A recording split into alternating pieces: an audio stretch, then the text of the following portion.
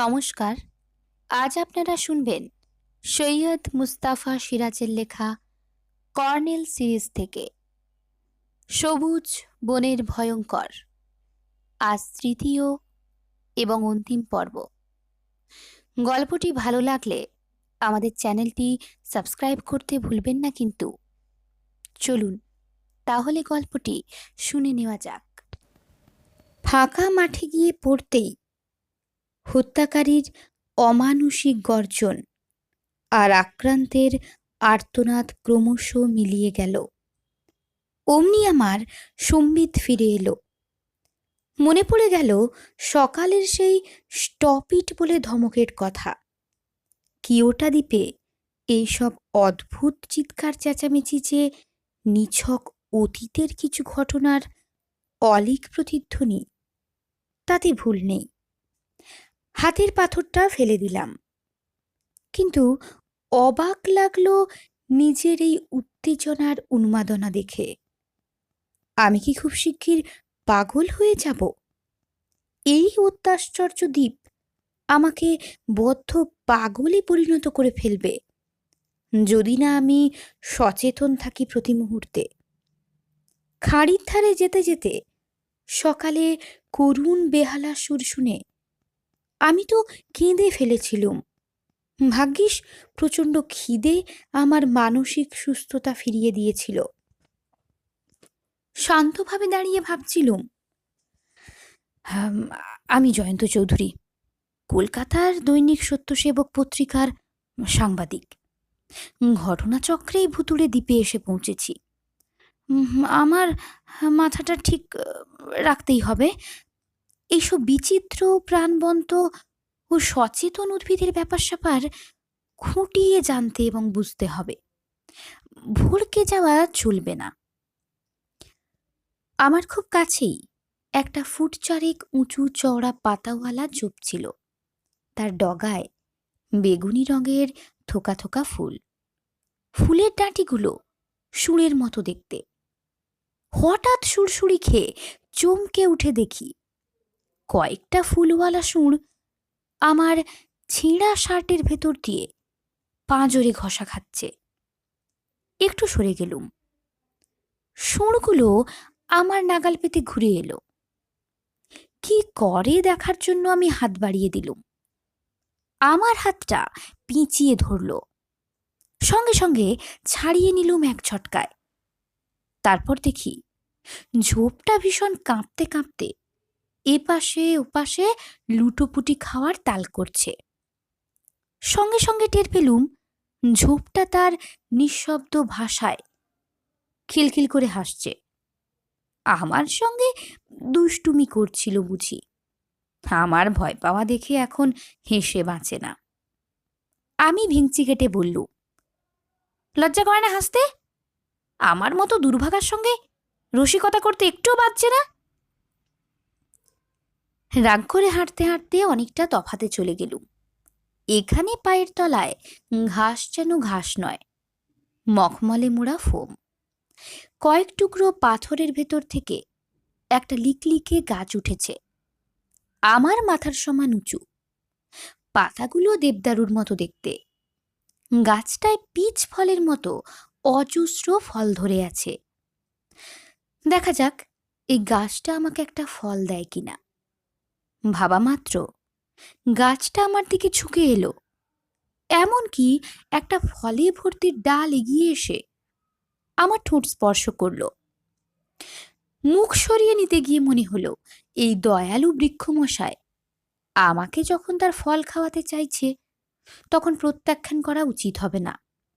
তাকে আরও পরীক্ষা করার জন্য আমি হাঁ করলুম। একটা থোকা এসে আমার মুখের ভেতর ঢুকে গেল। আহা, কি অপূর্ব স্বাদ ফলগুলোর! কয়েক থোকা ফল সাবার করে গাছটাকে সাষ্টাঙ্গে একেবারে প্রণিপাত করে ফেললুম।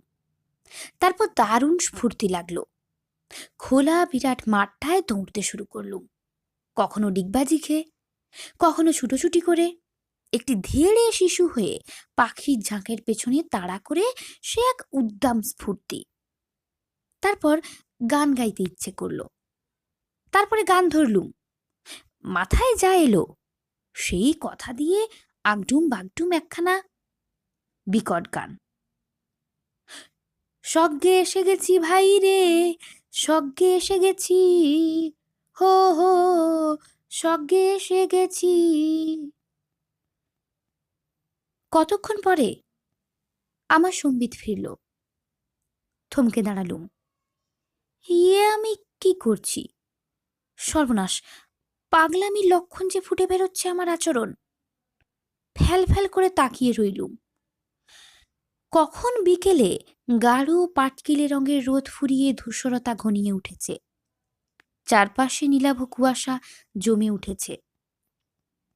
আমার পায়ের কাছে ঠাহর করে দেখি বুমেরাং গড়নের কাঠপোকাদের দল ঘাসে মুখ গুজে পড়ে রয়েছে।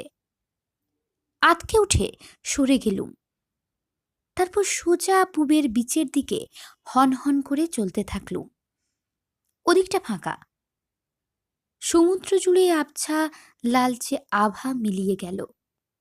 প্রবাল পাঁচিলের ভাঙা অংশটার ওপারে দিগন্তরেখার চেনা যাচ্ছিল না, কিন্তু বাতাসটা কেমন যেন ঈষদ উষ্ণ ফুলের সুন্দর গন্ধ সন্ধ্যার মুখে আরও ঝাঁঝালো হয়ে উঠেছে।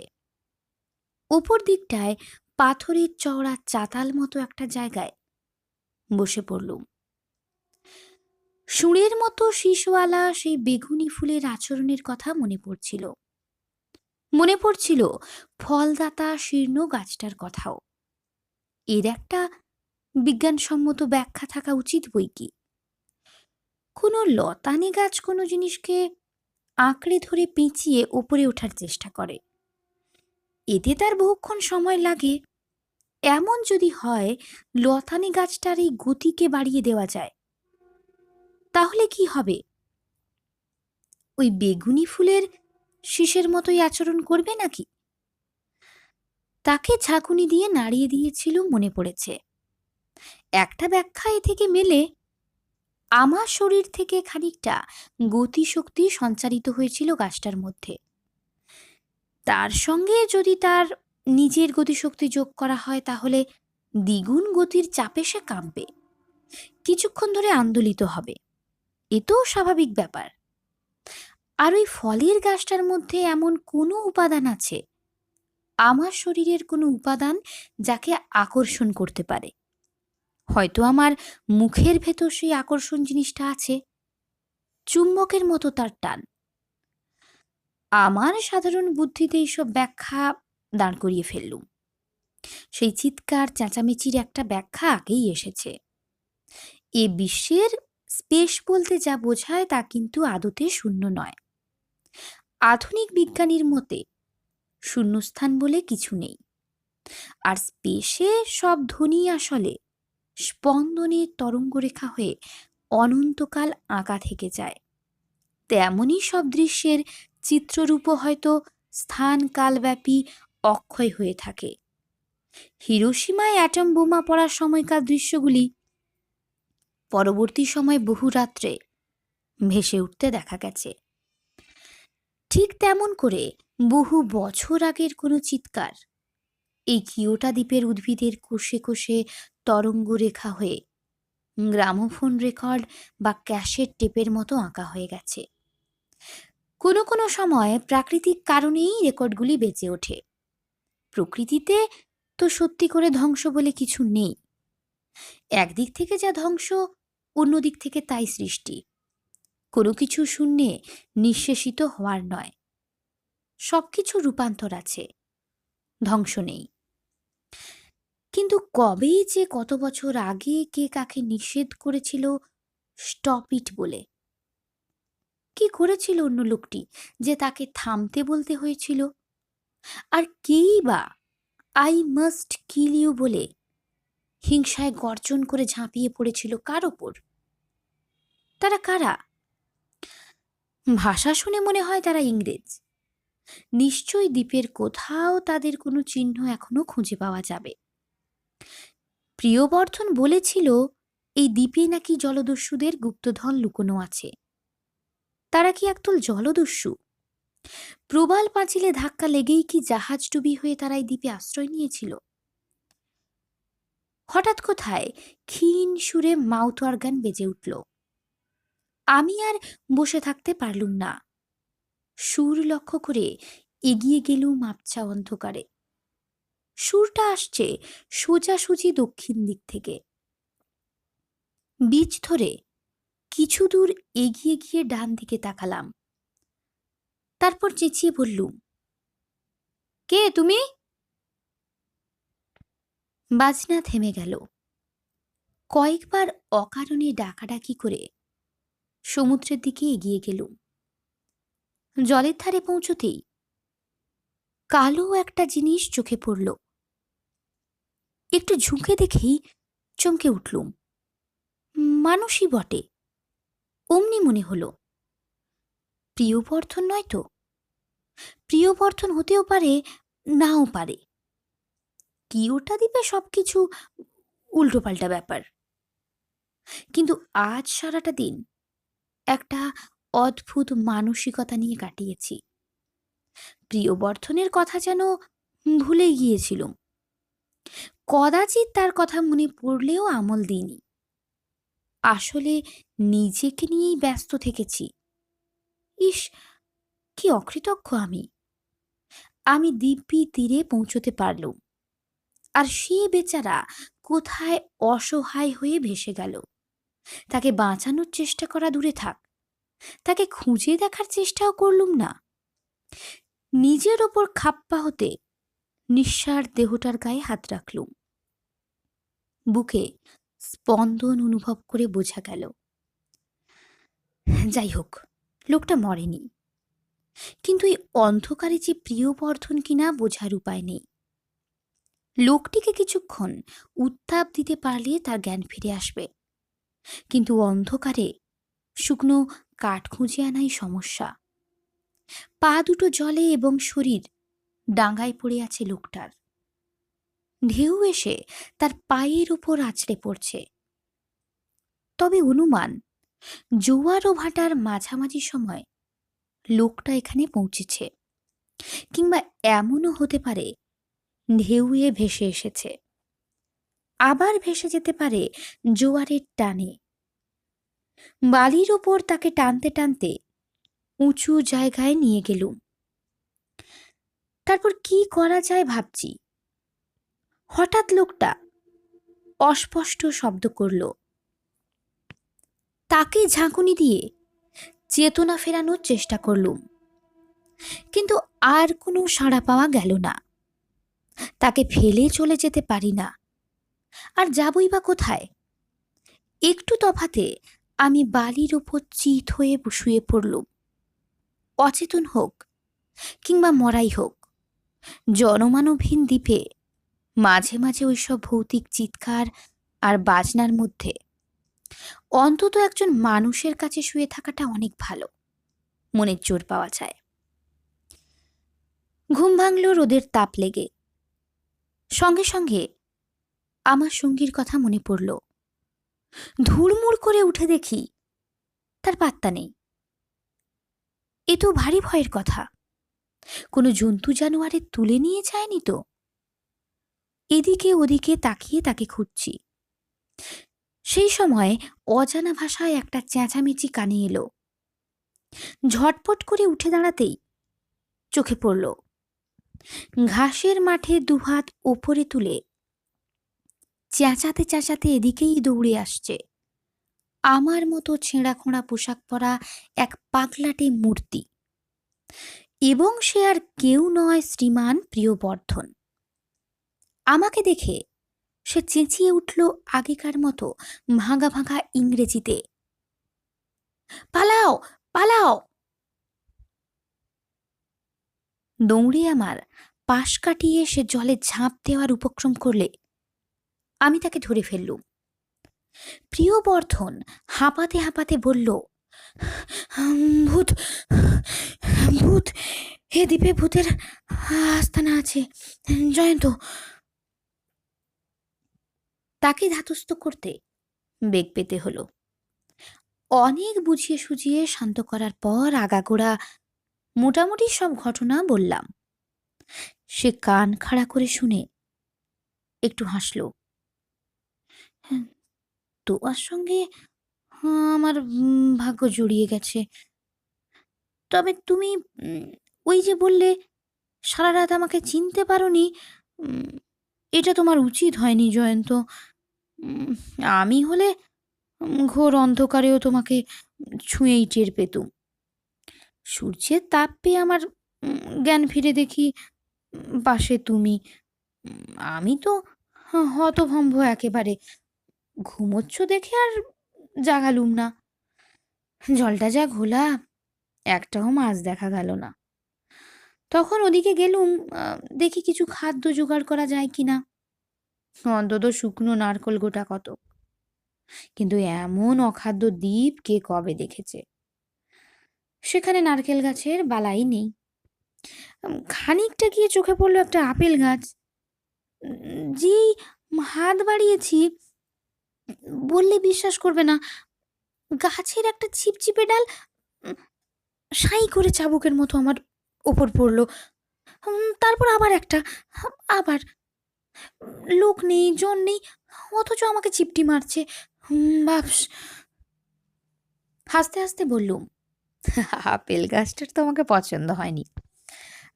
এসো, আমি তোমাকে আমার বন্ধুর বাড়ি নিয়ে যাই, বল খাইয়ে আনি। সন্দিগ্ধ মুখে পা বাড়ালো প্রিয়বর্ধন। বলল, "উম, এ দ্বীপে তোমার বন্ধু জুটেছে বুঝি, কিন্তু ঘর বাড়ি বা মানুষজন তো চোখে পড়ল না। এসোই না।"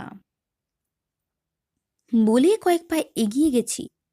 সেই সময় ডান দিকের উঁচু উঁচু গাছগুলোর ভেতর থেকে সেই খ্যান খ্যান চিৎকার জেগে উঠল, stop it, stop it, I say stop it. Priyabardhan দাঁড়িয়ে গেল, বলল, ওরে বাবা, ওই শোনো, কারা ঝগড়া করছে। তাকে তখনও খুলে বলিনি আমরা কিংবদন্তি খ্যাত কিয়োটা দ্বীপে আছি।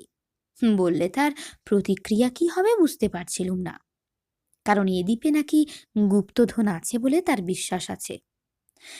ভেবেছিলুম গুপ্তধনের প্রতিদ্বন্দ্বী ভেবে আমার সঙ্গে তার বন্ধুতা চটে যেতে পারে। একটু পরে মাঠের মাঝামাঝি গেলে বাঁ দিকের জঙ্গলের ভেতর আজও সেই চাপা গম্ভীর অর্কেস্ট্রার বাজনা বেজে উঠল। প্রিয়বর্ধন খুশিতে নেচে উঠল সঙ্গে সঙ্গে। গির্জায় প্রার্থনা সঙ্গীত হচ্ছে জয়ন্ত, চলো চলো, আমরা আগে ওখানে যাই। প্রার্থনা সঙ্গীত শুনে প্রিয়বর্ধনের কেমন যেন ঘোর লেগেছে। অস্থির হয়ে বলল, আমি একজন খ্রিস্টান জয়ন্ত, তুমি হিন্দু। ওই প্রার্থনা সঙ্গীতের মর্ম তুমি বুঝবে না। তুমি আমার সঙ্গে যাবে তো এসো, আমি চললুম। প্রার্থনায় যোগ না দিলে আমার পাপ হবে। এই বলে সে দৌড়তে শুরু করলো। আমি ওকে ডাকাডাকি করেও ফেরাতে পারলুম না। দেখতে দেখতে সে বনের ভেতর অদৃশ্য হয়ে গেল। অগত্যা সেই দয়ালু গাছটার উদ্দেশ্যে এগিয়ে গেলুম। এখনই প্রিয়বর্ধন হন্যে হয়ে ফিরে আসবে, তাই এলো। যখন আমি রসালো পিচ জাতীয় ফল খাচ্ছি, খাচ্ছি মানে ঘাসের ওপর বসে হাঁ করছি, আর একটা করে থোকা আমার মুখে ঢুকছে। প্রিয়বর্ধনকে দেখে বললুম, কি খুঁজে পেলে গির্জা? প্রিয়বর্ধন সে কথার জবাব দিল না। আমার কাণ্ডটা তার চোখে পড়েছিল। সে অবাক হয়ে একটুখানি দেখার পর ধূপ করে বসে পড়ল এবং প্রকাণ্ড হাঁ করল। মনে হচ্ছিল আমার দাতা ভদ্রলোকের ভাড়ার এ বেলাতেই সে উজাড় করে ছাড়বে। এক গাদা ফল গিলে পেটটা ঢাকের মতো ফুলিয়ে বিকট এক ঢেকুর ছেড়ে সে ফিক করে হাসল। বলল, জয়ন্ত, আমি স্বপ্ন দেখছি, তাই না? সেদিন দুপুর অবধি প্রিয়বর্ধনের স্বপ্ন স্বপ্ন করেই কাটল। তার পাগলামি দেখে হাসি পাচ্ছিল। সেই উৎকট স্বপ্ন ভাগিয়ে দেওয়ার জন্য আমাকে তার গায়ে চিমটি কাটতে বলেছিল। নিজেও চেষ্টা করছিল স্বপ্নটা যাতে ভাঙে, নিজের মাথায় চাঁটি মেরে, কখনো ডিগবাজি খেয়ে, কখনো বা গাছের গুঁড়িতে ঢু মেরে সে এক সময় বাচ্চা ছেলের মতো ভ্যাঁ করে কেঁদেও ফেলল। তখন আর চুপ করে থাকতে পারলাম না। হাসতে হাসতে বললাম, প্রিয়বর্ধন, তুমি কি এখনো টের পাচ্ছ না যে ব্যাপারটা স্বপ্ন নয়, বাস্তব? প্রিয়বর্ধন চোখ মুছে নাক ঝেড়ে বলল, অসম্ভব জয়ন্ত। হুম, আমরা হয়তো আসলে কোনো ডাইনির দ্বীপে এসে পড়েছি। এসবই তার জাদুর খেলা। এরপর মন্ত্র বলে ডাইনিটা হয়তো আমাদের ওই রকম গাছপালা করে ফেলবে। আমাদের আর মানুষ হয়ে দেশে ফেরা হবে না। প্রিয়বর্ধন, তুমি কান করে শোনো তো, বেহালার মতো সুর শুনতে পাচ্ছ না? প্রিয়বর্ধন শুনতে শুনতে বলল, "হুম, তা তো পাচ্ছি, ওই তো ডাইনির জাদু। সকালে বনের ভেতর অর্কেস্ট্রার সুর শুনে তুমি গির্জা খুঁজতে গিয়েছিলে?" গম্ভীরভাবে বললুম, বোকা কোথাকার, এখনো কি তুমি বুঝতে পারছো না এটা কোন দ্বীপ?" প্রিয়বর্ধন আমার মুখের দিকে ফ্যাল ফ্যাল করে তাকিয়ে রইল কিছুক্ষণ, তারপর নড়ে বসল। তার মুখটা কেমন যেন জ্বলে উঠল কি আভায়। দম আটকানো গলায় সে বলে উঠল, জয়ন্ত, জয়ন্ত, তবে কি সে গুহা রঙ্গরঙ্গ? আমরা কি তাহলে সত্যি কিয়োটা দ্বীপে বসে আছি? হ্যাঁ প্রিয়বর্ধন। প্রিয়বর্ধনের পাগলামি ঘুচে গেল সঙ্গে সঙ্গে। উত্তেজনা দমন করে সে আমার হাত ধরে টানল, চাপা গলায় বলল, তাহলে আর দেরি না করে এসো, আমরা রোজারিওর গুপ্তধন খুঁজে বের করি। চুপচাপ বসে থাকার মানে হয় না জয়ন্ত। তাছাড়া যা শুনেছি, এই ভুতুড়ে দ্বীপে বেশি দিন মানুষ বাঁচতে পারে না, সবুজ রোগে মারা যায়। সবুজ রোগ কি? সে এক সাংঘাতিক অসুখ, সারা শরীর সবুজ হয়ে যায়। অমনি আমার মনে পড়ে গেল, রুবি দ্বীপের জেলেদের গায়ে সবুজ অ্যালার্জি হওয়ার কথা শুনেছিলুম। এবার বুক কেঁপে উঠল। প্রিয়বর্ধন আমাকে টানতে টানতে নিয়ে যাচ্ছিল। বললুম, কোথায় যাচ্ছ এমন করে? প্রিয়বর্ধন তেমনই চাপা স্বরে বলল, এবেলা থেকেই কাজ শুরু করা যাক। প্রথমে সারা দ্বীপের চৌহদ্দি দেখে নিয়ে এসো, চারদিক ঘুরে একটা ম্যাপ তৈরি করা দরকার। তারপর বাধা দিয়ে বললুম, ম্যাপ আঁকবো কিসে? কাগজ কলম তো নেই। মাটির ওপর বালিতে আঁকবো, সে তুমি ভেবো না। প্রিয়বর্ধন উৎসাহের সঙ্গে বলল, তারপর শুরু হবে তন্ন তন্ন খোঁজা, 1 ইঞ্চি জায়গাও বাদ রাখবো না। আমার অবাক লাগছিল ভেবে, পৃথিবীতে কত রকমের মানুষ আছে তাহলে। এই এক আশ্চর্য জনমানুষহীন দ্বীপ, যেখানে গাছপালা গান গায়, যেখানে গাছপালা প্রাণীদের মতো সজাগ, মানুষের মতোই তার দয়ালু এবং ফল তুলে দেয় ক্ষুধার্তের ঠোঁটে।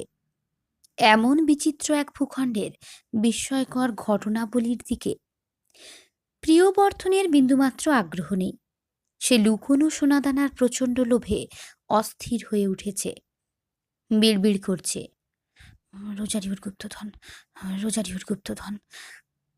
ঝাঁকে ঝাঁকে বুমেরাংকরণের কাঠপোকা বা কেঠো পোকা সবুজ ঘাটের মাঠে বসেছিল। আমরা তাদের মধ্যে গিয়ে পড়তেই তারা লাফাতে লাফাতে কে কোথায় লুকিয়ে পড়ল। প্রিয়বর্ধনের চোখ সেদিকে নেই, মুখ চোখে ধূর্ততা ঠিকরে পড়ছে।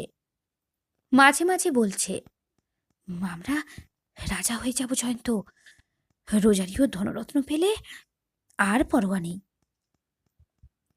রোজারিও কে?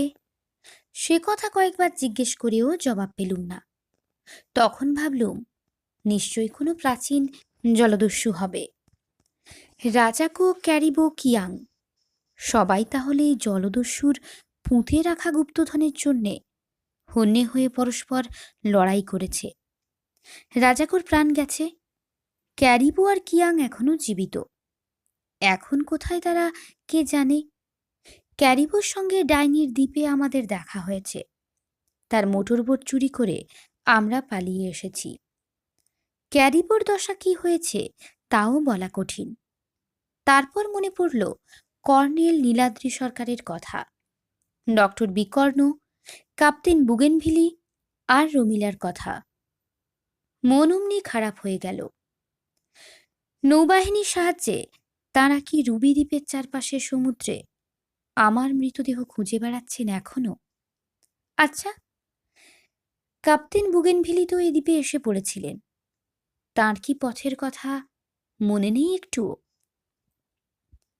কিয়োটো যে ছোট্ট দ্বীপ সেটা ক্রমশ বুঝতে পারছিলুম। উত্তর থেকে সোজা দক্ষিণে 2 মাইল গিয়েই আবার সমুদ্র দেখা গেল। তারপর পশ্চিমে এগিয়ে গেলুম আমরা। পশ্চিম এলাকাটা ছোট বড় পাহাড়ে দুর্গম হয়ে আছে। একেবারে ন্যাড়া পাথুরে পাহাড়, কিন্তু কি বিচিত্র রং তাদের, কোনোটা কালো, কোনোটা লাল, হলুদ, নীল। একটা সবুজ রঙের পাহাড়ও দেখতে পেলুম। এদিকে গাছপালা নেই বললেই চলে। একটা লাল টিলার ওপর পৌঁছে দ্বীপটা পুরো চোখে পড়ল। দ্বীপটার গড়ন 3 কোণা, মধ্যিখানে বিরাট সবুজ ফাঁকা মাঠ। মাঠ জুড়ে টুকরো পাথর পড়ে আছে। উত্তর ও দক্ষিণে ঘন বন, পূবে কিছুটা ফাঁকা, কিন্তু 3 কোণা দ্বীপটাকে ঘিরে রেখেছে প্রায় গোলাকার প্রবাল পাঁচিল। এটাকে বলয় দ্বীপ বলা যায়। প্রবাল পাঁচিলটা শুধু পূবের দিকে এক জায়গায় ভাঙা, এবং সেটাই এই দ্বীপে ঢোকার গেট যেন। ওই গেট দিয়ে আমরা আসতে পেরেছি। বাকি সমস্ত বলয় উঁচু হয়ে ঘিরে রেখেছে পাঁচিলের মতো। তার গায়ে ধাক্কা দিচ্ছে মহাসাগরের প্রচণ্ড সব ঢেউ। আছড়ে পড়ে ধুয়ে দিচ্ছে পাঁচিলকে। এতক্ষণে সামুদ্রিক পাখির উড়াউড়ি চোখে পড়ল প্রবাল বলয়ের কাছে। প্রিয়বর্ধন বলল, হুম, তাহলে মোটামুটি একটা ম্যাপ পাওয়া গেল। এবার জয়ন্ত, আমরা কিছু সূত্র খুঁজব। কিসের সূত্র? প্রিয়বর্ধন হাসল। রোজারিও যখন এ দ্বীপে ধনরত্ন পুঁততে এসেছিল তখন নিশ্চয়ই কিছু চিহ্ন রেখেছিল। ধরো জাহাজের এক টুকরো কাঠ, কিংবা পেরেক, অথবা একটা হাতুড়ি। যাই হোক, খুঁজলে নিশ্চয়ই পেয়ে যাব কিছু। এখান থেকেই খুঁজতে শুরু করি।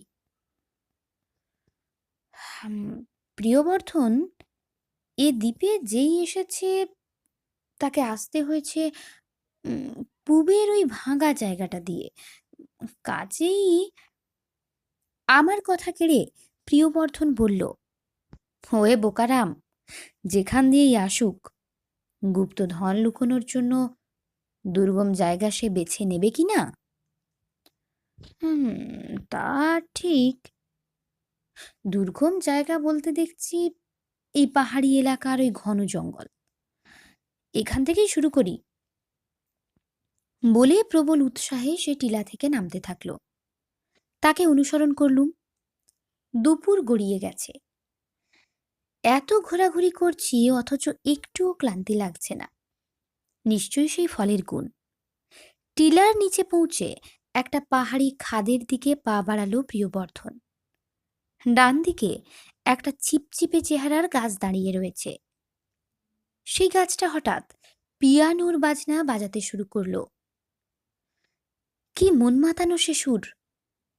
আমি দাঁড়িয়ে পড়লুম। প্রিয়বর্ধন, শোনো শোনো বলে ডাকলুম, কিন্তু সে দাঁত মুখ খিঁচিয়ে বলল, কি শুনবো? আমার এক খুঁড়ো উঠছে ভালো পিয়ানো বাজাতে পারে, দেখছো না? বাতাস বইছে বলেই গাছটা এমন বিচ্ছিরি ভুতুড়ে শব্দ করছে। চলে এসো। বেরসিক প্রিয়বর্ধনের টানে এগিয়ে যেতে হলো। খাদটা ক্রমশ ঢালু হয়ে নেমে গেছে। খাদের দুধারে রঙিন পাহাড় দেওয়ালের মতো দাঁড়িয়ে আছে।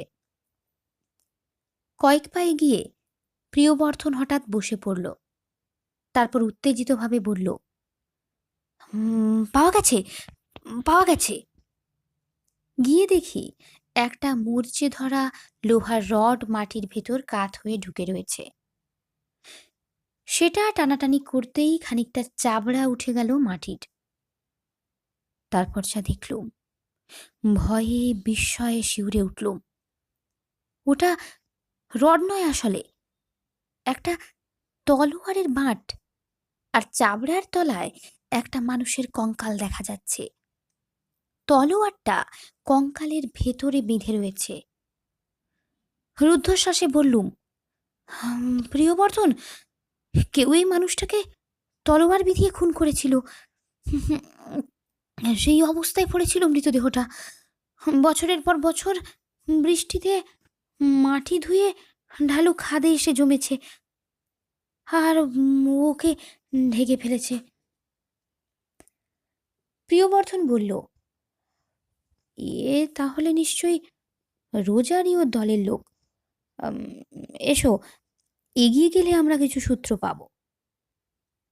আরও কিছুটা এগিয়ে গিয়ে থমকে দাঁড়ালুম। খাদে বিকেলের গাঢ় ছায়া জমে আছে, আর এখানে ওখানে পড়ে আছে আরও কয়েকটা নরকঙ্কাল। কোনোটা মুন্ডুহীন, মুন্ডুটা পড়ে আছে আলাদা হয়ে। কালো ছায়ায় কঙ্কাল আর খুলিগুলো ধপধপে সাদা দেখাচ্ছে। দেখলে আতঙ্কে শরীর হিম হয়ে যায়। তারপর হঠাৎ আগে শোনা সেই চিৎকার বা গর্জন শুনতে পেলুম, stop it, stop it, I say stop it. দুধারের পাহাড়ে গম গম করে প্রতিধ্বনি উঠল, কানে তালা ধরে যাচ্ছিল। সেই সময় দেখলুম প্রিয়বর্ধন আতঙ্কে পাগলের মতো যে পথে এসেছি সেই পথে দৌড়তে শুরু করেছে। আমি তাকে অনুসরণ করলুম। শব্দগুলো যেন সারা দ্বীপ জুড়ে ছড়িয়ে যাচ্ছে ধ্বনি প্রতিধ্বনিতে। তারপর শোনা গেল, I must kill you, kill you, kill, kill. তারপর আর্তনাদ, হেল্প, হেল্প, হেল্প। সেই সঙ্গে অন্তিম আর্তনাদের পর আর্তনাদ। প্রিয়বর্ধন জঙ্গলের ভেতর উদ্ভ্রান্তের মতো দৌড়চ্ছিল। তাকে ধরে ফেললুম। বললুম, ও কিছু নয় প্রিয়বর্ধন, অতীতের প্রতিধ্বনি মাত্র, অত ভয় পাওয়ার কিছু নেই। প্রিয়বর্ধন ধূপ করে ঘাসে বসে পড়ল। তারপর ভয়ার্ত মুখে বলল, রোজারিওর ভূত, জয়ন্ত শুধু একা নয়, ওর দলের সবাই ভূত হয়ে গেছে। আমাদের বরাত বড় মন্দ, তুমি বুঝতে পারছো না? ভূত হয়ে গেছে, ওরা ভূত হয়ে গুপ্তধন পাহারা দিচ্ছে। ওকে টেনে ওঠালুম। কাল সকাল থেকে খোঁজা যাবে। আমরা পূব দিকের বিচে যাই, বেলা পড়ে আসছে। অচেনা জায়গায় রাত কাটানোর চেয়ে চেনা জায়গায় কাটানো ভালো। দুজনে বাঁ দিকে ঘুরে ফাঁকা মাঠের দিকে এগিয়ে গেলুম। বনের ভেতর কোথাও ক্ষীণ সুরে বাঁশি বাজছিল। ক্রমশ সেই সুর চাপা দিয়ে গম্ভীর অর্কেস্ট্রা শুরু হলো। প্রিয়বর্ধন ভয় পেয়ে লম্বা পায়ে হাঁটতে থাকল। কিন্তু ফাঁকা মাঠের ধারে পৌঁছতেই এক বিচিত্র দৃশ্য চোখে পড়ল। ক্যাকটাস জাতীয় একটা অদ্ভুত গড়নের প্রাণী কিংবা নিছক গাছ আস্তে সুস্তে হেঁটে যাচ্ছে। প্রিয়বর্ধন বলে উঠল, ও কি জয়ন্ত, ওটা গাছ না কোনো জন্তু? অবাক হয়ে বললুম, আশ্চর্য! ওটা যে দেখছি একটা ক্যাকটাস। চলো তো দেখি। প্রিয়বর্ধন আমার পিছনে কুণ্ঠিতভাবে এগুলো সেই বিচিত্র চলমান ক্যাকটাসের। হাত 10 দূরে পৌঁছলে সেটা থেমে গেল। তারপর আরো অবাক হয়ে দেখলুম ওটার নিচের দিক থেকে একরাশ শিকড় কেঁচোর মতো নেমে মাটিতে ঢুকে গেল। সাহস করে কাছে গেলুম।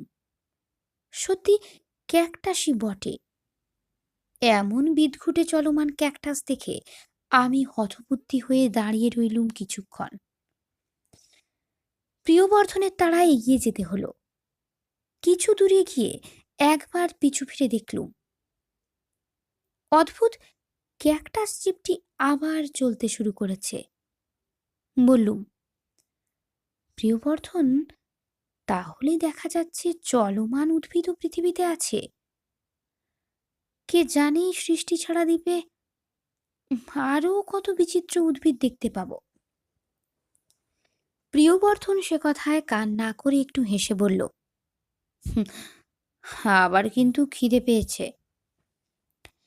মাঠের ভেলভেটের মতো নরম সবুজ ঘাসের উপর সেই বীজ জাতীয় ফলের গাছ আরও অনেক আছে। একটা গাছের দিকে পা বাড়িয়েছি, সেই সময় প্রিয়বর্ধন বলে উঠল, জয়ন্ত, জয়ন্ত, ওটা কি দেখো তো।" ওর দৃষ্টি অনুসরণ করে দেখি শেষ বিকেলের সমুদ্রের প্রবাল পাঁচিলের সেই ভাঙা অংশটার কাছে সাদা কি একটা ঢেউয়ে ভেসে উঠেছে, আবার যেন তলিয়ে যাচ্ছে। ভালো করে দেখে বুঝলুম ওটা একটা মোটর বোটই বটে। আনন্দে চিৎকার করে দৌড়তে যাচ্ছিলাম। হঠাৎ বাঁ পাশে পড়ে থাকা কয়েকটা পাথরের আড়াল থেকে 3টে মূর্তি উঠে দাঁড়িয়ে বলল, হ্যান্ডস আপ। মূর্তিত্রয় এ দ্বীপের কোনো আজব গাছ মানুষ না। আমাদের মতো মানুষ লক্ষ্য করতে গিয়ে চোখে পড়ল তাদের হাতে রিভলভার আর বন্দুকও আছে। সঙ্গে সঙ্গে 2 হাত তুলে দাঁড়িয়ে গেলুম। তারপর প্রিয়বর্ধন 2 হাত তুলে ফিসফিস করে উঠল, শয়তান ক্যারিবো। এবার চিনতে পারলুম ক্যারিবোকে। সে এগিয়ে এসেই প্রিয়বর্ধনের চোয়ালে রিভলভারের বাঁট দিয়ে মারল।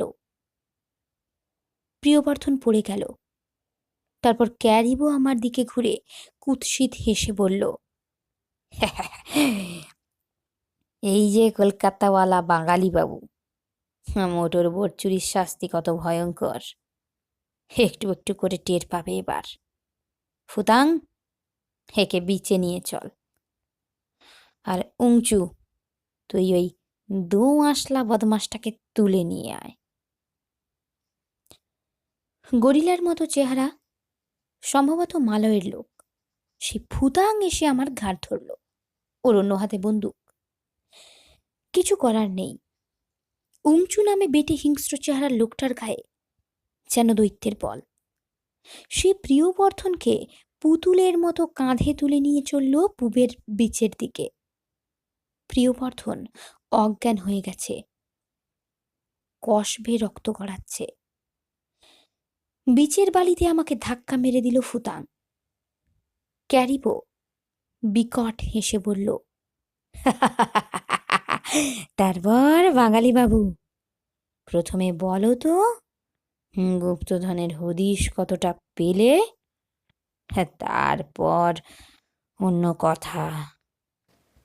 ক্যারিবোর চোখের ভেতর হিংসা যেমন তেমনি লোভও ঝকমক করতে দেখছিলুম। সে আমাদের মেরে ফেলবে ঠিকই, কিন্তু তার আগে জেনে নিতে চাই আমরা গুপ্তধনের খোঁজ পেয়েছি কিনা। পেয়ে থাকলে ওকে আর কষ্ট করতে হবে না, এবং আমরা সেখানে তাকে পৌঁছে দেওয়া পর্যন্ত সে আমাদের বাঁচিয়ে রাখবে। তাই একটু হেসে বললুম, ক্যারিবো, রোজারিওর গুপ্তধন যেখানে পোঁতা আছে সেখানে যাওয়ার অনেক বিপদ। ক্যারিবো আমার পাশে হাঁটু মুড়ে বসে হিস করে বলল, বাজে কথা রাখো। খোঁজ পেয়েছো কিনা জানতে চাই। যদি পেয়ে থাকো তোমার অন্তত বাঁচার আশা আছে, তবে ওই নচ্ছার বিশ্বাসঘাতকটাকে মেরে ফেলবো। ডাইনির দ্বীপের একটা গাছে রবারের ভেলা টাঙানো আছে দেখেই বুঝেছিল কে আমাদের মোটরবোট চুরি করে পালিয়েছে। যাই হোক, সেসব কথায় লাভ নেই। বলো, গুপ্তধনের খবর কি? বললুম তো, সেখানে কোনো মানুষ যেতে পারে না। কেন? রোজারিও আর তার স্যাগাদের আত্মা সেই ধন পাহারা দিচ্ছে। তুমি কি এই দ্বীপে পৌঁছে তাদের চিৎকার শোনোনি? ক্যারিবো একবার ভয়ের চোখে বিচের অপর দিকটা দেখে নিয়ে বলল, শুনেছি, কিন্তু ভয় পাইনি। কারণ তখনই দেখতে পেলুম তোমরা দুজনে দিব্যি আস্তে সুস্তে হেঁটে আসছো। তোমাদের যখন বিপদ হচ্ছে না, তখন আমাদেরও হবে না ভাবলুম। তারপর আমাদের ঢিট করার জন্য পাথরের আড়ালে লুকিয়ে রইলে। ক্যারিবো ধমক দিয়ে বলল, ন্যাকামি ছাড়ো, চলো। কোথায় আছে রোজারিও সোনাদানা? হাসতে হাসতে বললুম, কিন্তু এখন তো দিন ফুরিয়ে গেল, রাতে সেখানে যাবে কেমন করে? সকাল হতে দাও তবে তো। ক্যারিবো কথাটা তলিয়ে দেখে বলল, ঠিক আছে, সকালেই যাব, কিন্তু জায়গাটা কত দূর? পশ্চিম প্রান্তে পাহাড়ি খাদের ভেতর। সেখানে অজস্র নরকঙ্কাল আর খুলি পড়ে আছে। তারা কিন্তু জীবন্ত মানুষ দেখলেই। আমার কথা শেষ হবার আগেই উংচু ভয়ার্ত স্বরে বলে উঠল, কর্তা, কর্তা, ওই শুনুন, কে বাজনা বাজাচ্ছে আবার। ক্যারিবো তাকে ধমক দিয়ে বলল, তুই জানিস না বেটা, কি ওটা দ্বীপের গাছপালা গান গায় আর বাজনা বাজায়? ফুতাং ফিক করে হেসে বলল, শুনেছি ওরা ধেই ধেই করে নাচেও। ক্যারিবো আমাকে বলল, কি হে বাঙালি বাবু, গাছের নাচ দেখতে পাওনি? বললুম, দেখিনি, তবে অসম্ভব নয়। একটা ক্যাকটাসকে তখন হেঁটে বেড়াতে দেখছিলুম, কাজেই নাচতে অসুবিধে কিসের? যাই হোক ক্যারিবো, গুপ্তধনের জায়গায় তোমাকে নিয়ে যাব বলেছি, ঠিকই নিয়ে যাব, কিন্তু তার বদলে এই কি তোমার অতিথি সৎকারের নমুনা? আমাদের অন্তত এক কাপ করে কফি খাওয়াও। ক্যারিবো অচৈতন্য প্রিয়বর্ধনের দিকে তাকিয়ে বলল, তোর ছড়াটা তো দেখছি ভিড়মিকে পড়ে রইল। ওহে ফুতাং, বেঁচে আছে তো? ফুতাং বলল, আছে কর্তা, পিটপিট করে তাকাচ্ছে। ক্যারিবো উঠে দাঁড়ালো, উংচু ফুতাং, তোরা এবার বোটটা এখানে টেনে নিয়ে আয়। খাবার দাবার তাঁবু সব কিছু ওতে রয়ে গেছে, এখানে না আনলে মেরামত করবো কেমন করে? ওরা দুজনেই পোশাক খুলে সাঁতারু সেজে জলে নামলো। গোধূলির আলো তখনও ফুরিয়ে যায়নি। প্রবাল পাঁচিলের দিকে ওরা সাঁতার কেটে এগিয়ে গেল। ক্যারিবো প্রিয়বর্ধনের ঘাড় ধরে টেনে বসিয়ে দিল। প্রিয়বর্ধন ফ্যাল ফ্যাল করে তাকিয়ে রইল আমারও ক্যারিবোর দিকে। ওর কাছে গিয়ে বললুম, যা হওয়ার হয়ে গেছে, ক্যারিবোর সঙ্গে মিটমাট করে নাও। তোমাকে গুপ্তধনের জায়গায় পৌঁছে দিলে আমাদের ছেড়ে দেবে ক্যারিবো। প্রিয়বর্ধনে চোখের ইশারা করতেই সে বুঝে নিল ব্যাপারটা। বলল, ঠিক আছে। ক্যারিবো খুশির ভাব দেখিয়ে বলল, হ্যাঁ, পৌঁছে দিলেই তোমাদের ছুটি। শুধু তাই নয়, কিছু ভাগও পাবে, এমনকি রুবি দ্বীপে পৌঁছেও দেব। আমি যেমন জানি তেমন প্রিয়বর্ধনও টের পেল ক্যারিবো আমাদের কি দশা করবে শেষ পর্যন্ত। বুদ্ধিমান প্রিয়বর্ধন মাতৃভাষায় কথা বলতে শুরু করলো ক্যারিবোর সঙ্গে। বুঝতে পারছিলুম সে অনুনয় বিনয় করে ক্ষমা চাইছে। অনেক দেরি করে ফিরল ফুতাং ও উংচু। ততক্ষণে এক ফালি চাঁদ উঠেছে। সমুদ্রের ওপর ক্ষীণ জ্যোৎস্না খেলছে। বিচের ওপর সেই বেহালা বাজিয়ে গাছটা মাঝে মাঝে যেন বেহালার ছড়া টেনে করুণ সুর বাজাচ্ছে, আবার থেমে যাচ্ছে। মোটর বোটটা টেনে বালিতে তুলল ওরা। ক্যারিবো রিভলভার হাতে নিয়ে আমাদের পাহারা দিচ্ছে। জিনিসপত্র নামিয়ে আনতে হুকুম দিল সে। একটু পরে বিচের মাথায় উঁচু জায়গায় একটা তাঁবু খাটানো হলো। তারপর স্টোভ জেলে কফি বানালো ওরা। ফুতাং রাতের খাবার তৈরি করতে ব্যস্ত হলো। বুঝলুম রীতিমতো তৈরি হয়েই এসেছে।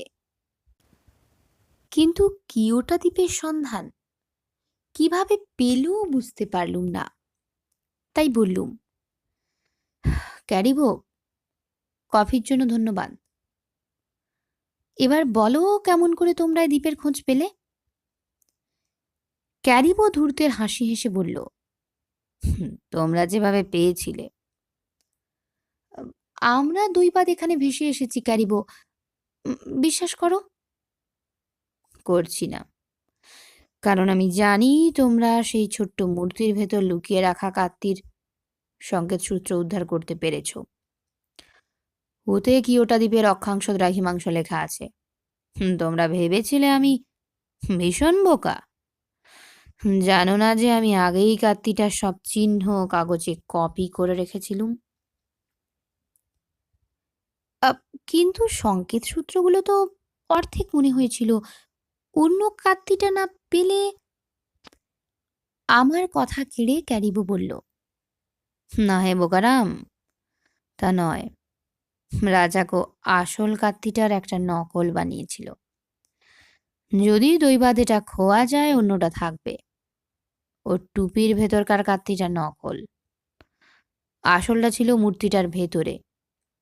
কাত্তিতে যে চিহ্নগুলো আছে তার অর্থ কেবলমাত্র জানে অভিজ্ঞ নাবিকরা, কিয়াংয়ের মতো অভিজ্ঞ সমুদ্রচর লোক, কিংবা এই দেখছ আমাকে, আমার মতো যারা সমুদ্রে ঘোরে এবং অভিজ্ঞ নাবিকদের সাগরেদি করে বড় হয়েছে, তারা সবাই ওইসব অর্থ বোঝে। কিন্তু বরাত মন্দ। পৌঁছুলুম বটে কিয়োটায়, মোটর বোটটা কোরাল রিবে ধাক্কা খেয়ে বিগড়ে গেল। দেখা যাক সারাতে পারি নাকি। তবে তার আগে রোজারিওর গুপ্তধন তো আগে হাতাই, তারপর দেখা যাবে। রোজারিওর গুপ্তধনের লোভে ক্যারিবো আমাদের এ রাতে এত খাতির করছিল কহতব্য নয়। খাবারের ভাগ দিয়ে তো বটেই, আরও খিদে আছে কিনা জিজ্ঞেস করে আতিথেও তা চূড়ান্ত করল। আমাকেও প্রিয়বর্ধনকে দক্ষিণী মহাসাগর এলাকায় নাবিকদের প্রিয় কড়া সিগারেটের প্যাকেট পর্যন্ত উপহার দিল।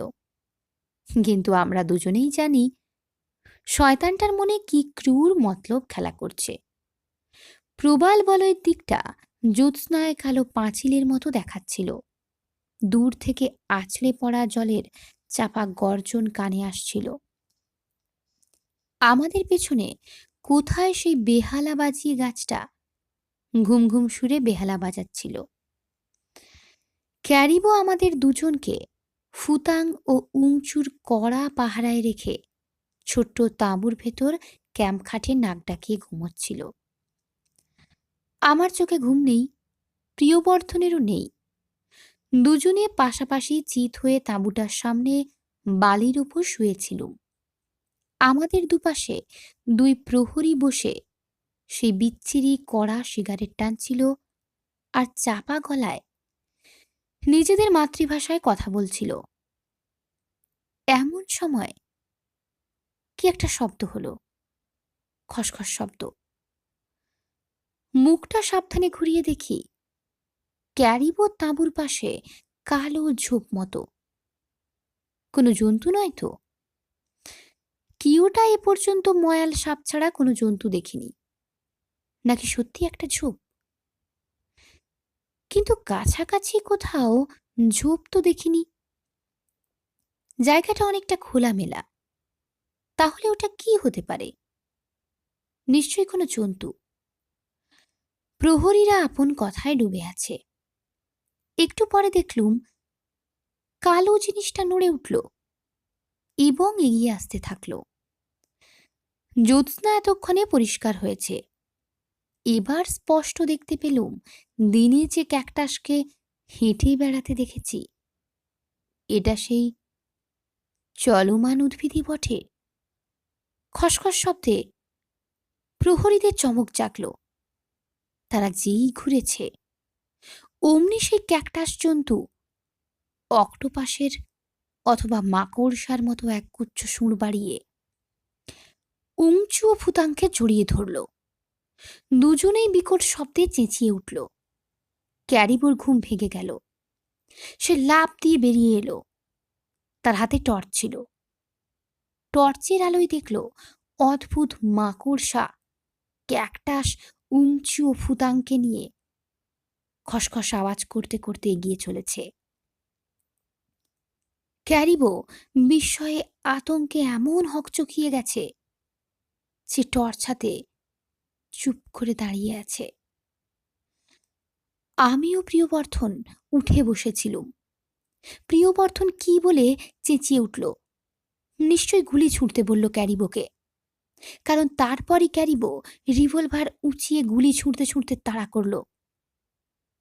কিন্তু আশ্চর্য, ক্যাকটাস মাকড়সার গায়ে যেন গুলি বিঁধছে না।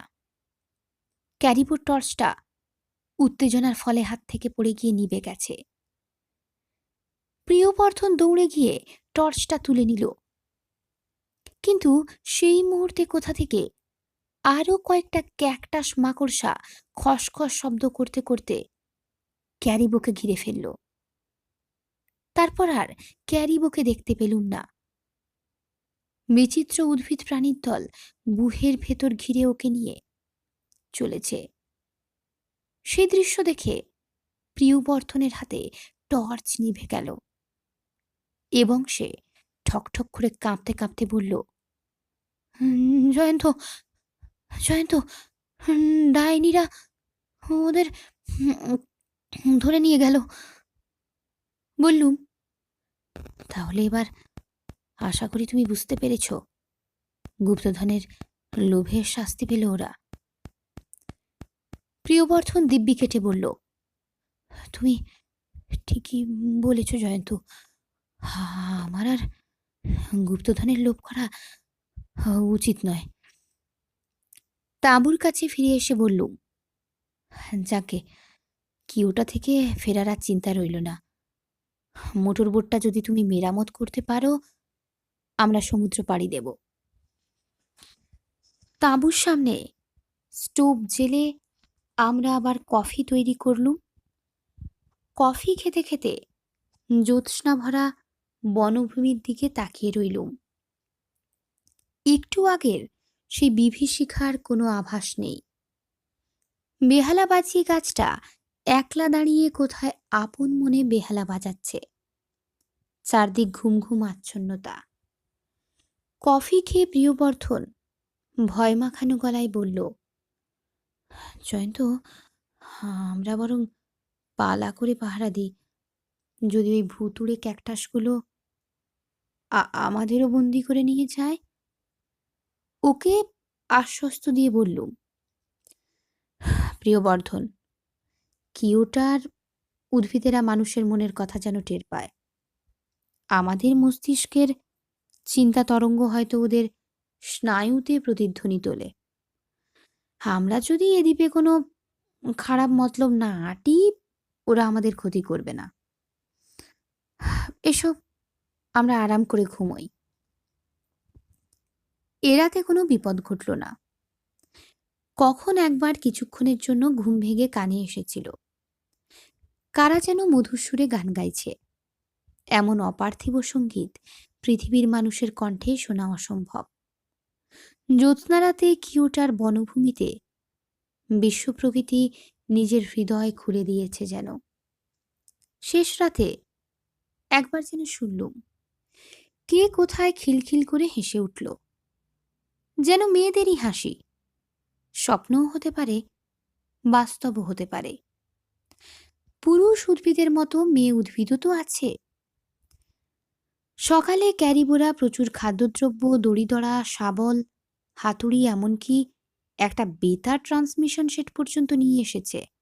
দেখে খুব আনন্দ হচ্ছিল। প্রিয়বর্ধন যতক্ষণ ব্রেকফাস্ট তৈরি করছিল, ততক্ষণ আমি ওই বেতার যন্ত্রটাকে চালু করার চেষ্টা করলুম। চালু হতেই রিসিভিং কেন্দ্রে অস্পষ্টভাবে দুর্বোধ্য ভাষায় কোনো কেন্দ্রের ব্রডকাস্টিং ভেসে এলো। প্রিয়বর্ধন নেচে উঠল তার মাতৃভাষা শুনে। বলল, সিঙ্গাপুর কেন্দ্রে খবর হচ্ছে। নব ঘুরিয়ে ঘুরিয়ে একটা করে কেন্দ্রের সাড়া পায়, আর সে চেঁচিয়ে ওঠে উত্তেজনায়। মালয়েশিয়া, ইন্দোনেশিয়া বা দক্ষিণ এশিয়ার বহু ভাষা সে জানে। কিছুক্ষণ পরে সে কোন কেন্দ্র থেকে কান করে কিছু শোনার পর দম আটকানো গলায় বলে উঠল, জয়ন্ত, জয়ন্ত, তোমার খবর হচ্ছে। রুবি আইল্যান্ডের নৌবাহিনীর ব্রডকাস্টিং সেন্টার থেকে জাহাজগুলোকে জানিয়ে দিচ্ছে তোমার নিরুদ্দেশের খবর। কিন্তু আমার কথা তো কেউ বলছে না। এই বলে সে ফ্যাঁচ করে নাক ছেড়ে কেঁদে ফেলল। তাকেই সান্ত্বনা দিয়ে বললুম, ভেবো না প্রিয়বর্ধন, আমার উদ্ধার হলে তোমারও হবে। তাছাড়া মোটরবোটটা তো আছেই। বরং এবারে ট্রান্সমিশন চালু হলে আমরা খবর পাঠাই বিভিন্ন ওয়েভলেন্থে। কোনো না কোনো কেন্দ্রে তা ধরা পড়বেই। এদিন দুপুর পর্যন্ত ওই নিয়ে ব্যস্ত থাকলুম দুজনে। কখনো আমি ইংরেজিতে, কখনো প্রিয়বর্ধন বিভিন্ন ভাষায় বিভিন্ন ওয়েভলেন্থে জানাতে থাকলুম। আমরা জয়ন্ত চৌধুরী আর পিউ বেরদিনে এই দুজন লোক কি ওটা দ্বীপে আছি। অক্ষাংশ দ্রাঘিমাংশ জানা নেই, তবে ডাইনির দ্বীপ থেকে আন্দাজ 700 নটিক্যাল মাইল দক্ষিণ পশ্চিমে এটা একটা বলয় দ্বীপ। আমাদের উদ্ধার করো। কোনো জবাব পাচ্ছিলুম না। মাত্র একবার সম্ভবত কোনো অ্যামেচার বা শৌখিন বেতার ট্রান্সমিশন যন্ত্রের মালিক বলে উঠল, কি ওটা? ফক্কুরি করা হচ্ছে। শোনো, ওই রসিকতা আমিও করে ভীষণ বিপদে পড়েছিলুম। নৌবাহিনীর গোয়েন্দারা এসে আমাকে ধরে বেদম ঠেকিয়েছিল। সাবধান। তাকে ব্যাকুলভাবে বোঝানোর চেষ্টা করলেও কাজ হলো না। সরকারি কেন্দ্রের ওয়েভলেন্থে আমরা ধরতে পারছিলুম না, কিন্তু ধরতে পারলে তারাও হয়তো মস্করা ভেবে উড়িয়ে দেবে। শেষে হতাশ হয়ে বললুম, যাগে, চলো প্রিয়বর্ধন, ক্যারিবো বেচারাদের খোঁজে বেরোই। হাজার হোক ওরা মানুষ তো। প্রিয়বর্ধন আমার সঙ্গে এলো না। বলল, শয়তান ক্যারিবো আর ওই 2 ওরাংওটাংকে উদ্ধারের একটু ইচ্ছা আমার নেই জয়ন্ত। ওরা উচিত শাস্তি পেয়েছে। বরং ততক্ষণে আমি মোটরবোটটা মেরামত করতে থাকি। আমার মন বলছিল, এ দ্বীপে আমি নিরাপদ। এই বিচিত্র সুন্দর বনভূমি আমার অসংখ্য বন্ধুতে ভরা। তারা মানুষের মতো করে কথা না বলতে পারলেও নিজেদের মতো করে কথা বলে। আমার চেতনায় অনুরণিত হচ্ছে তাদের মনের কথা। প্রতি মুহূর্তে টের পাচ্ছি ওরা বলতে চাইছে, তুমি আমাদের বন্ধু, তুমি আমাদের প্রিয় অতিথি। এক বিশাল গাছের সামনে দাঁড়িয়ে তার গায়ে হাত রাখলুম। আবার চমকে উঠলুম, যেন কোনো প্রাণীর শরীর। মনে মনে বললুম, আমি কোনো ক্ষতি করতে আসিনি তোমাদের। আমার মনে রোজারিওর গুপ্তধনের প্রতি বিন্দুমাত্র লোভ নেই। আশ্চর্য, আমার চেতনায় কি একটা বোধ সঞ্চারিত হলো তখনই, যেন ওই বৃদ্ধ প্রপিতামহ বৃক্ষের সস্নেহ কিছু আশীর্বাদ বাক্য অস্পষ্টভাবে অনুভব করলুম। তারপর গুনগুন করে গান গাইতে গাইতে এগিয়ে চললুম বনের ভেতর দিয়ে। আমার সাহস চতুর্গুণ বেড়ে গেল। কিছুক্ষণ পর কেউ সামনের দিক থেকে হঠাৎ খুব চাপা গলায় ফিসফিস করে বলে উঠল, এঞ্জেলো, এঞ্জেলো। অমনি থমকে দাঁড়ালুম, কিন্তু কাউকে দেখতে পেলুম না। সঙ্গে সঙ্গে মনে পড়ল ক্যাপ্টেন জর্জ বুগেনভিলি ঠিক এই ডাক শুনেছিলেন কিয়োটা দ্বীপে। তাহলে এও প্রাচীন যুগের, সম্ভবত কোনো নাবিকেরই কণ্ঠস্বরের ভুতুড়ে প্রতিধ্বনি। একটু হাসিও পেল। এক রাজার কান দুটো দেবতার অভিশাপে গাধার কানেই পরিণত হয়েছিল। নাপিত ব্যাপারটা টের পেয়েছিল, কিন্তু কাউকে বললেই তো গর্দান যাবে। শেষে মাঠের মধ্যে গর্ত খুঁড়ে ফিসফিস করে বলেছিল, রাজার কান দুটো গাধার। কিছুকাল পরে সেখানে গজালো একটা নলখাগড়ার ঝোপ, আর বাতাস বইলেই সেই ঝোপ থেকে ফিসফিস করে উচ্চারিত হতো, রাজার কান দুটো গাধার। প্রাচীন এশিয়া মাইনরের হিটাইট দেশের মিতান্নি গোষ্ঠীর রাজা মিদাসের গল্প এটা। King Midas has asses ears. নলখাগড়ার ঝোপটা ফিসফিস করে বাতাসের সুরে ঘোষণা করত। তাহলে বোঝা যাচ্ছে উদ্ভিদের এই বেয়ারা স্বভাবের কথা যেন প্রাচীন যুগের মানুষেরাও অন্তত আঁচ করতে পেরেছিল। কিন্তু আরও কিছুটা এগিয়ে আবার সামনে থেকে কেউ ফিসফিসিয়ে বলে উঠল, Angelo, Angelo, come on, come on. আমার মুখ দিয়ে বেরিয়ে গেল, কে তুমি? ডাকছো এঞ্জেলো বলে? আমি এঞ্জেলো নই। Angelo, follow me.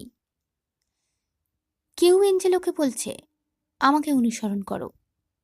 আমি অবাক হয়ে হাঁটতে থাকলুম। কথাগুলো ক্রমশ আমার আগে আগে প্রতিধ্বনিত হচ্ছে কিছুক্ষণ অন্তর অন্তর। মন্ত্রমুগ্ধের মতো চলেছি। একটু পরে টিলা পাহাড়ের কাছে পৌঁছলুম। সামনে একটা ফাটল। ফাটলের দুধারে কেয়া গাছের মতো দেখতে একরকম গাছ সার বেঁধে দাঁড়িয়ে আছে। মনে হলো ওই গাছগুলোর ভেতর থেকে এঞ্জেলো বলে ডাক ভেসে আসছে। এবার গা ছমছম করতে থাকলো। এ যেন শেষ পর্যন্ত ভৌতিক ঘটনা হয়ে যাচ্ছে। কোনো অশরীরী মানুষ যেন আমাকে এঞ্জেলো ভেবে কোথায় ডেকে নিয়ে চলেছে। আবার ইংরেজিতে সেই অশরীরী ফিসফিসিয়ে বলে উঠল, এঞ্জেলো, আমি তোমার জন্য অপেক্ষা করছি, চলে এসো। পেছন ফিরে বনভূমির দিকে তাকালুম। মনে বললুম, খাবো কি? আগের মতোই আমার চেতনার ভেতর সূক্ষ্ম তরঙ্গের মতো বোধ সঞ্চারিত হলো। ঠিক বুঝিয়ে বলতে পারবো না, শুধু বুঝলুম আমাকে যেতে হবে। তখন হনহন করে সেই ফাটলের ভেতর দিয়ে চলতে শুরু করলুম। আন্দাজ 20-25 মিটার পরে দেখি একটা গুহার মুখ। মুখের ওপর ঘন লতাপাতা ঝালর পর্দার মতো ঝুলছে। অসংখ্য ফুল ফুটে রয়েছে নানা রঙের, সুগন্ধে মৌ মৌ করছে। এ জায়গাটা বেশ চওড়া। একটা ঝাঁকড়া গাছ যেন ভ্রুকুটি কুটিল অজস্র চোখ দিয়ে আমাকে দেখছে। সাবধানে এগিয়ে ঝালরগুলো দুহাতে সরালুম। গুহার ভেতর ঘন অন্ধকার থমথম করছে। ভূতগ্রস্তের মতো আমার মুখ দিয়ে বেরিয়ে গেল, আমি এসেছি, আমি এঞ্জেলো দস সান্তোস। পরক্ষণে চমকে উঠলুম। আমি কি বলছি? আমার মুখ দিয়ে কার হয়তো পুরো নাম বেরিয়ে গেল, যাকে আমি চিনি না, জানি না। তার সঙ্গে আমার যুগের ব্যবধানও বিরাট। অথচ এঞ্জেলো দস সান্তোস নামে সম্ভবত কোনো পর্তুগিজ নাবিকের নাম আমি উচ্চারণ করে ফেলেছি। কিন্তু এও বুঝতে পারছি যে এঞ্জেলোকে ডেকে এখানে আনতে চাইছিল সেই ইংরেজ। কে সে? এরপর আমার চেতনা যেন দুটো ভাগে ভাগ হয়ে গেল। একই শরীরে জয়ন্ত এবং এঞ্জেলো কি করছে, ঠিক এভাবেই ব্যাপারটা ব্যাখ্যা করা যায়। হলপ করে বলতে পারি, ওই অন্ধকার গুহায় আমি কিছুতেই ঢুকতে পারতুম না, কিন্তু আমার আত্মায় এঞ্জেলোর আত্মা ভর করেছে। আমি ঢুকে গেলুম ভেতরে। একটু পরে দৃষ্টি পরিষ্কার হলো। ওদিকে কোনো ফাটল দিয়ে আলো আসছিল। প্রথমেই চোখে পড়ল দুটো গাছের ডাল আড়াআড়ি বেঁধে ক্রস গাড়া হয়েছে এবং পোঁতা গুহার মেঝেতে। নিশ্চয়ই একটা কবর। কবরের ওপর আবছা আলো এসে পড়েছে সরু ফাটল থেকে, তাই এক টুকরো তক্তা নজরে পড়ছিল। সেটা কবরে ক্রসের সঙ্গে ঠেস দিয়ে দাঁড় করানো আছে। তাতে খোদাই করা আছে বড় বড় আঁকাবাঁকা হরফে, ক্যাপ্টেন রোজারিও এন্ড্রু স্মিথ, মৃত্যু 16 জুন 1591। ফলকটা তুলে ধরে পড়ছিলুম।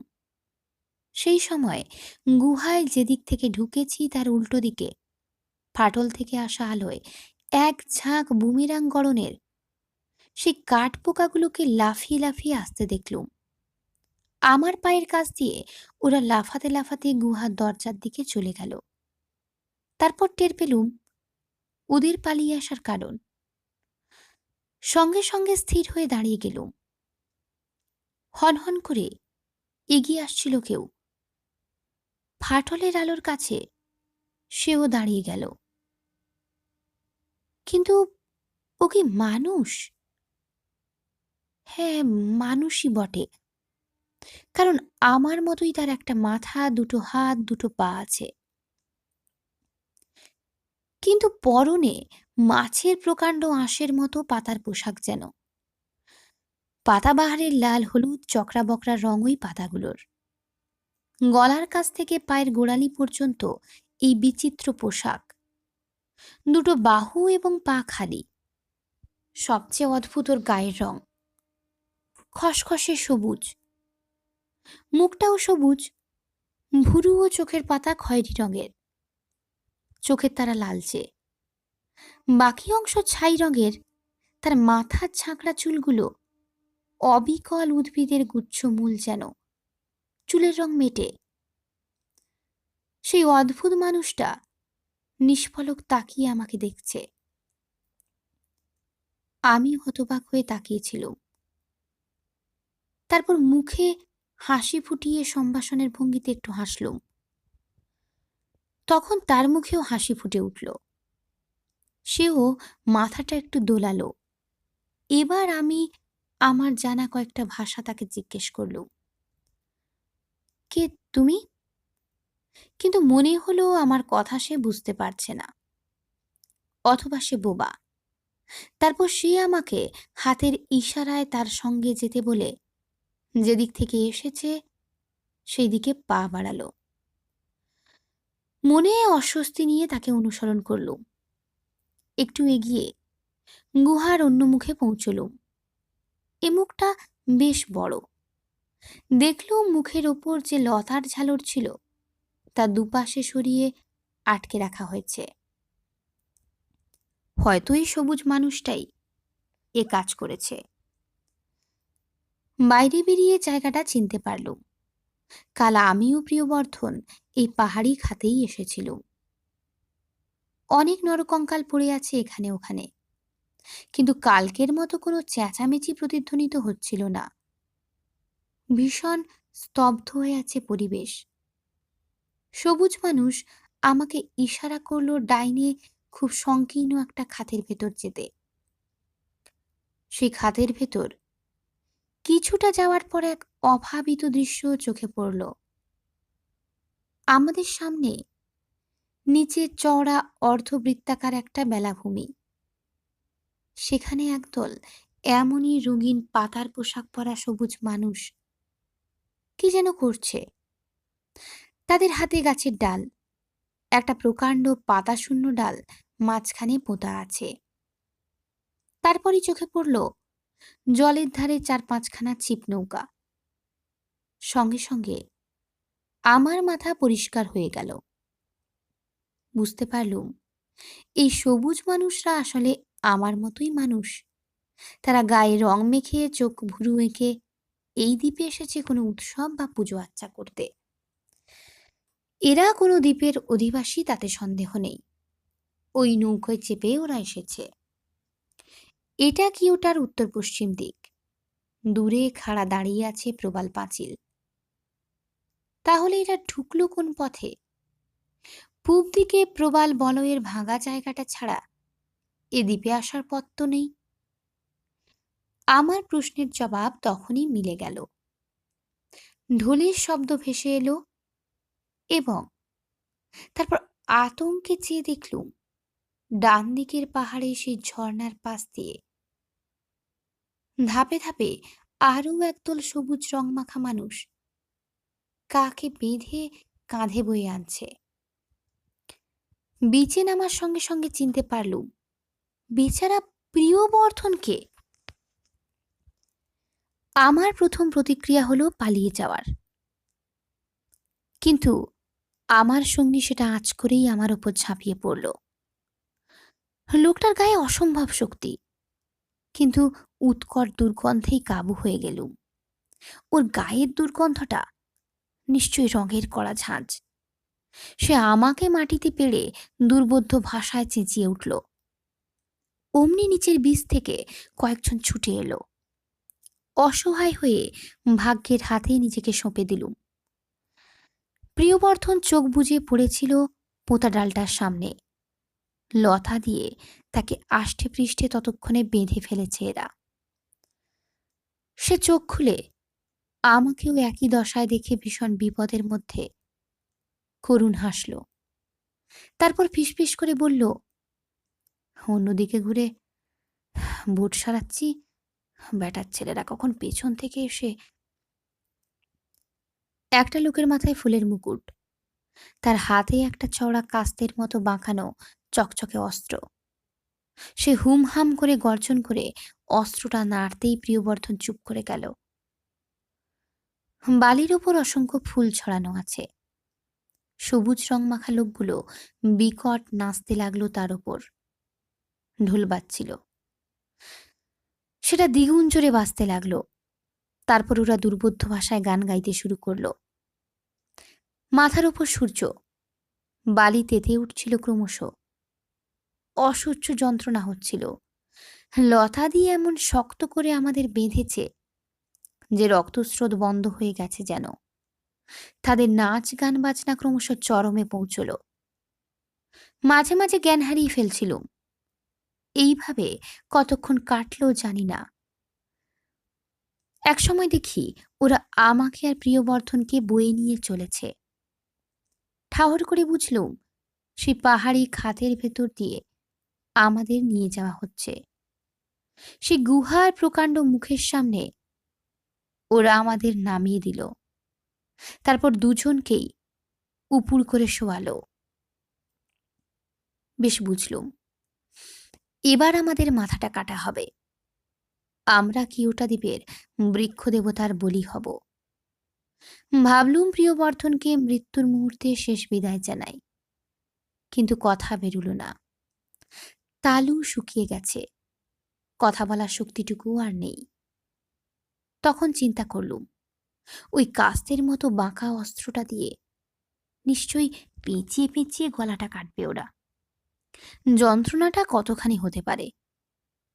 এখন কিন্তু ঢাক বাজছে না, কেউ কথা বলছে না। আর চোখে যতটা দেখা যায় লোকগুলোর হাবে ভাবে চঞ্চলতা আঁচ করা যাচ্ছিল। একজন আমার এবং আরেকজন প্রিয়বর্ধনের পাশে বসে পড়ল। হঠাৎ আমার মস্তিষ্কে বিদ্যুতের গতিতে একটা বোধ দেখা দিল। এই দ্বীপের কৃষক বন্ধুদের এ বিপদে ডাকছি না কেন? সেই মুহূর্তে তখনকার মতোই আমার আচ্ছন্ন চেতনা থেকেই যেন সাড়া এলো। অনেক কষ্টে ফিসফিস করে বলে উঠল, আমি এঞ্জেলো দশ সান্তোস, আমাকে বাঁচাও। অমনি গুহার দিক থেকে ঝড় বাতাসের শব্দের মতো শব্দে উচ্চারিত হলো, এঞ্জেলো, এঞ্জেলো, এঞ্জেলো। আমাদের পাশে বসা লোক দুটো তড়াক করে উঠে দাঁড়ালো সঙ্গে সঙ্গে। এঞ্জেলো শব্দটা ক্রমশ বাড়ছিল। মনে হচ্ছিল ঝড় বইতে শুরু করেছে এঞ্জেলো শব্দের। তারপর শোনা গেল সেই প্রতিধ্বনি, stop it, stop it, I say stop it. উঁচু পাহাড়ের দেওয়ালে সে ভীষণ চিৎকার বিকট প্রতিধ্বনি তুলল, I kill you, I kill you, kill, kill, kill. তারপর হেল্প, হেল্প, হেল্প। দরভর দরভর শব্দ করে সবুজ রংমাখা পাতার পোশাক পরা আদিম লোকগুলো ততক্ষণে উধাও। চেঁচামেচি থামলে মুখ গতি কষ্টে ঘুরিয়ে দেখি জনপ্রাণীটি নেই, আর সামান্য তফাতে সেই কাস্তের মতো বাঁকা অস্ত্রটা পড়ে আছে। বুঝলুম দেবতা বলি খেতে চায়নি বলে, কিংবা ঘাতকের চোটে ব্যাটার ছেলেরা অস্ত্রটা ফেলেই পালিয়ে গেছে। আমার গলায় এতক্ষণে জোর ফিরে এলো, শরীরেও, কিন্তু প্রিয়বর্ধনকে ডেকে সাড়া পেলুম না। গড়াতে গড়াতে অস্ত্রটার কাছে গেলাম। তারপর ওটার বাঁট কামড়ে চিৎ করে দুটো পাথরের মাঝখানে বসালুম। ঠোঁট কেটে গেল একটু। এবার কাত হয়ে অস্ত্রটার ডগায় হাতের বাঁধনটা ঘষতে থাকলুম। বাঁধন কেটে গেল। এবার আর অসুবিধে হলো না। একটু পরে প্রিয়বর্ধনের বাঁধন কেটে তাকে চিৎ করে দিলুম। সে ফ্যাল করে তাকিয়ে বলল, আমি বেঁচে আছি না মরে গেছি? বেঁচে আছো, ওঠো। প্রিয়বর্ধন তবু সন্দিগ্ধভাবে বলল, আমার ধরটা কোথায়? যথাস্থানে আছে, উঠে পড়ো, আমার খিদে পেয়েছে। ওকে টেনে তুললুম। ও কিছুক্ষণ হাত পা ছোঁড়াছুড়ি করে এবং লাফালাফি করে রক্ত চলাচল ঠিক করে নিল। তারপর একটু হেসে বলল, তুমি তো জয়ন্ত। কেন বলছিলে I am Angelo Das Santos? Angelo শুনেছি ক্যাপ্টেন রোজারিওর ছেলের নাম ছিল। ওর বউ ছিল পর্তুগিজ। বললুম, ওসব পরে শুনবো, এখন চলো, খিদে পেয়েছে। অচল মোটর বোটটা হয়ে উঠেছে আমাদের উদ্ধারের আশায় প্রতীক। অথচ বুঝতে পারছিলুম প্রিয়বর্ধন যত পাকা মিস্ত্রির ভান করুক, ওটা সচল করার মতো জ্ঞান বুদ্ধি ওর নেই। তবু সময়টা বেশ কেটে যায় আশায় আশায়। প্রিয়বর্ধন নানা ভঙ্গিতে তুপুর কাত হয়ে কিংবা হাঁটু দুমড়ে গম্ভীর মুখে খুটখাট করে, এবং কোনো এক জলদস্যু ক্যাপ্টেন রোজারিও তার পর্তুগিজ বউ আর ছেলে এঞ্জেলোর গল্প শোনায়। রোজারিও নাকি তার বউ আর ছেলেকে নিয়ে এই দ্বীপে বাস করতে এসেছিল। সঙ্গে ছিল সারা জীবনের লুণ্ঠিত ধনরত্ন। কিন্তু ও চেলারা কিভাবে খোঁজ পেয়ে সারা রাত এখানে হানা দেয়, ওদের হত্যা করে, তারপর নিজেদের মধ্যে মারামারি করে নিজেরাও খুন হয়ে যায়। এই কাহিনী শুনে আমার মনে হচ্ছিল কিয়োটা দ্বীপের উদ্ভিদ রহস্যের কিছুটা যেন আঁচ করতে পেরেছি।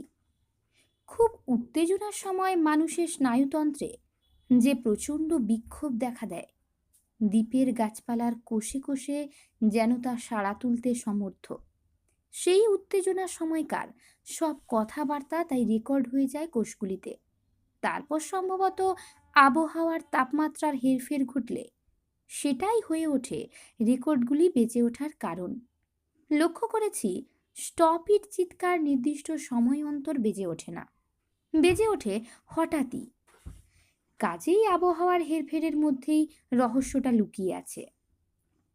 মানুষের চিন্তা তরঙ্গের চাপ যে উদ্ভিদের ভেতরও সারা জাগায়, তা আধুনিক বিজ্ঞানীরা তো প্রমাণ করেছেনই। কর্নেলের কাছে মার্কিন বিজ্ঞানী ক্লি ব্যাক্সটারের গবেষণার কথা শুনেছিলাম। ব্যাক্সটার প্রথমে ছিলেন অপরাধ বিজ্ঞানী এবং লাই ডিটেক্টর পরীক্ষক। 1966 সালে একটি হত্যাকাণ্ডের তদন্ত করতে গিয়ে গাছের সাহায্যে হত্যাকারীকে ধরে ফেলেন। ব্যাক্সটার গ্যালভানোমিটার যন্ত্র সেই গাছের সঙ্গে যুক্ত করে সন্দেহযোগ্য লোকেদের একে একে যন্ত্রটার সামনে দাঁড় করান। তারপর একটা লোক সামনে দাঁড়ানোর সঙ্গে সঙ্গে ব্যাক্সটার দেখলেন গ্যালভানোমিটারের সংকেত কাঁটা প্রচণ্ডভাবে কাঁপতে শুরু করেছে। অর্থাৎ সেই গাছটা উত্তেজিত হয়ে উঠেছে। সেই লোকটাকেই এই গাছটা খুন করতে দেখেছিল। পরে সে সব স্বীকার করে। তারপর জগতে সাড়া পড়ে যায়। প্রিয়বর্ধনকে কিয়োটা দ্বীপের গাছপালার রহস্য বোঝানোর চেষ্টা বৃথা। প্রাণীর বিবর্তনের একটা স্তরে যখন উদ্ভিদ ও প্রাণী পৃথক হয়ে যায়, সম্ভবত তখনই প্রকৃতির কি খেয়ালে এই দ্বীপে মাঝামাঝি একটা প্রজাতির উদ্ভব ঘটেছিল, যারা প্রাণী এবং উদ্ভিদ দুই। তাই তারা স্বাভাবিক উদ্ভিদের চেয়ে বেশি মাত্রায় চেতনা সম্পন্ন। তাদের বোধশক্তি প্রাণীদের মতোই, অথচ তাদের দেহ উদ্ভিদের মতো। আবার কোনো কোনো উদ্ভিদ প্রাণীদের মতোই চলাফেরা করতেও সমর্থ। যেমন ওই অদ্ভুত ক্যাকটাসগুলো, যারা ক্যারিবো, উংচু আর ফুতাংকে ধরে নিয়ে গেছে। 3 দিন ধরে আমরা সারা দ্বীপ তন্ন তন্ন খুঁজেও হতভাগ্য লোক তিনটেকে দেখতে পাইনি। কখনো মাকড়সা ক্যাকটাসগুলোকে একলা বা দল বেঁধে ঘুরতে দেখেছি, কিন্তু সাহস করে কাছে গেলেই তারা ঝটপট একগুচ্ছ শিকড় মাটিতে ঢুকিয়ে বকধার্মিক সেজে দাঁড়িয়ে থেকেছে, যেন কিছু জানে না। ক্যাকটাস না ক্যাকটাস, প্রিয়বর্ধন দাঁত মুখ খিঁচিয়ে বলেছে, ন্যাকা, কোথায় গুম করেছো বদমাশগুলোকে? বলো শিগগির, নইলে ঘ্যাচাং করে গোড়াটা কেটে ফেলবো। মাকড়সা ক্যাকটাস নিশ্চয়ই বুঝতে পারে প্রিয়বর্ধনের যত তড়পানি শুধু মুখেই, তাই চুপচাপ দাঁড়িয়ে থাকে। তবে আজ সকালে ভারী মজা হয়েছিল। যেই প্রিয়বর্ধন বকাবকি করতে গেছে, একটা মাকড়সা ক্যাকটাস আচমকা একটা সুর বের করে ওকে জড়িয়ে ধরেছে। আর বেচারা সে কি ত্রাহি চিৎকার! শেষে আমি অনেক তোষামোদ, অনেক কাকুতি মিনতি করলুম। তখন সুরটা খসে গিয়ে ছোট হতে হতে স্প্রিংয়ের মতো গুটিয়ে মাকড়সা ক্যাকটাসের ভেতর লুকিয়ে পড়ল। প্রিয়বর্ধন ল্যাস তুলে দৌড়ে ক্যাম্পে চলে গেল। সেই থেকে আর নড়তেও চায় না। আবার মোটর বোটটা নিয়ে খুটখাট করে যাচ্ছে। এদিকে ক্যারিবোদের আনা খাবার দাবার প্রায় শেষ হয়ে এসেছে।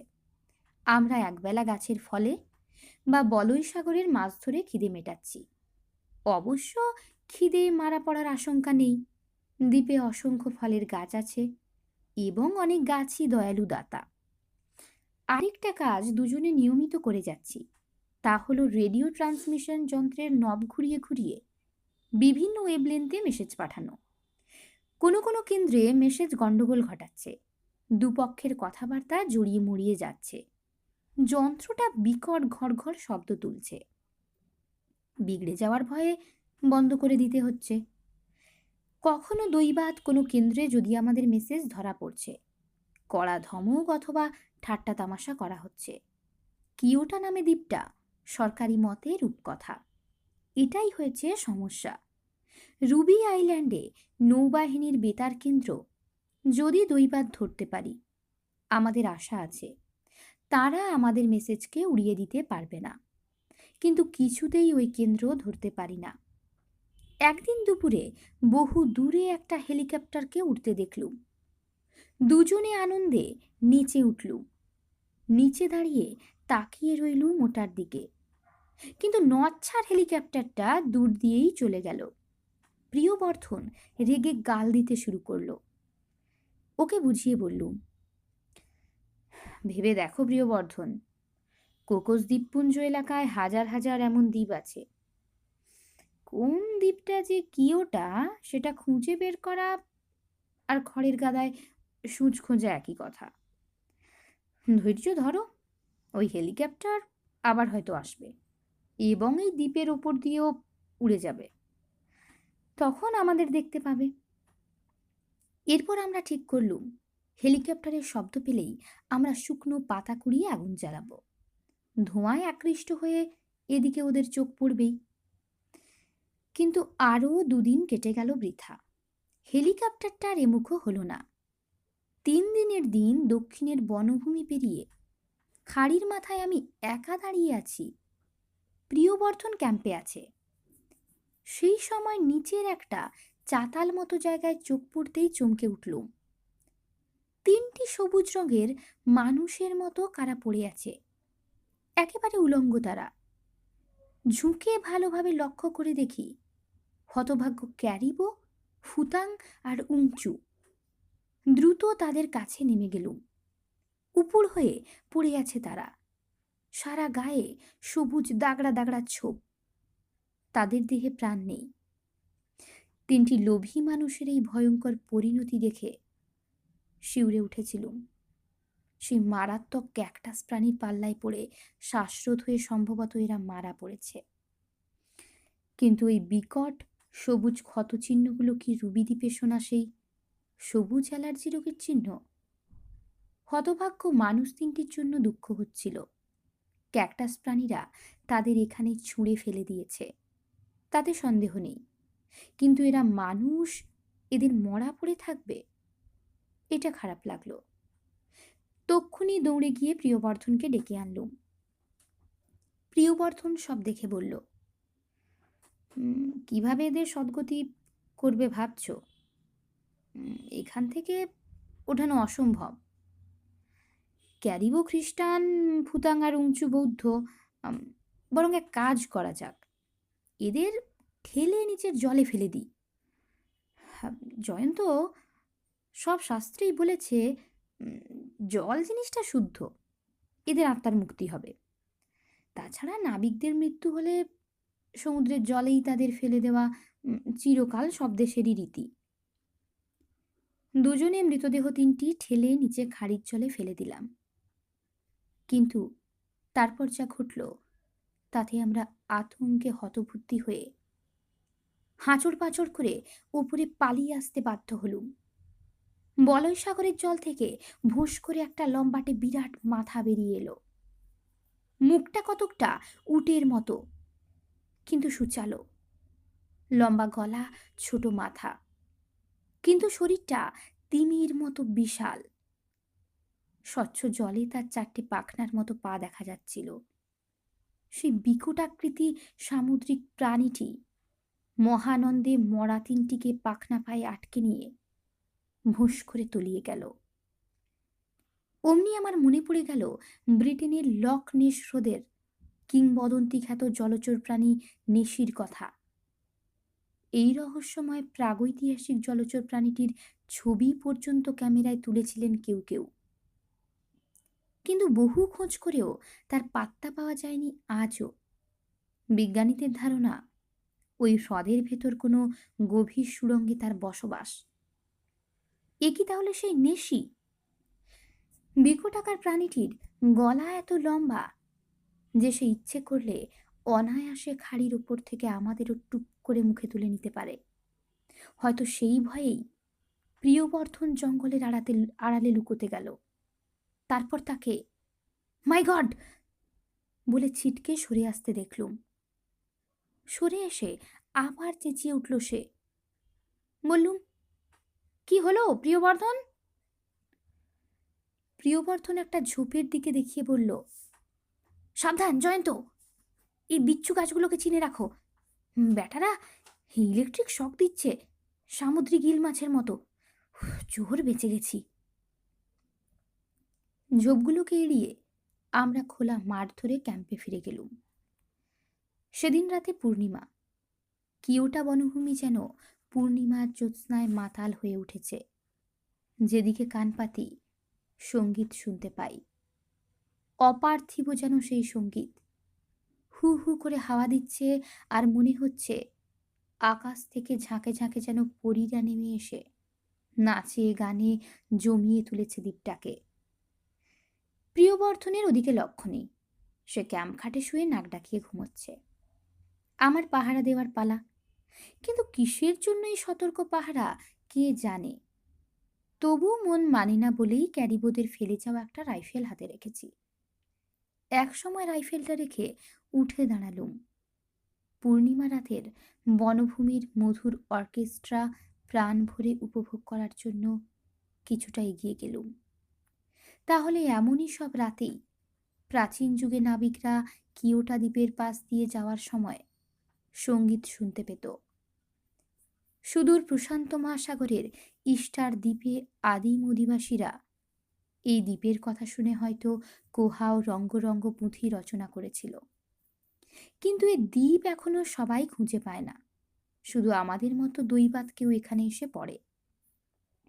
তল্লাটের কোনো কোনো দ্বীপে আদিম অধিবাসীরা অবশ্য এ দ্বীপ কোথায় তা ভালোই জানে। তারা এখানে পুজো দিতে আসে, কিন্তু সভ্য মানুষের কাছে এর খোঁজ দিতে চায় না। আমরা সেদিন তাদের পাল্লায় পড়েছিলুম। আমার খোঁজে বেরিয়ে কর্নেল যদি তাদের সঙ্গে যোগাযোগ করতে পারেন, তবেই এখান থেকে উদ্ধার হওয়ার আশা, নইলে বাকি জীবন এখানেই কাটাতে হবে।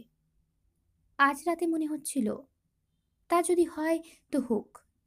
কিয়োটার বৃক্ষরা আমার পরম বন্ধু হয়ে উঠেছে, তাদের মধ্যেই আমি আমৃত্যু বরং থেকে যেতে রাজি।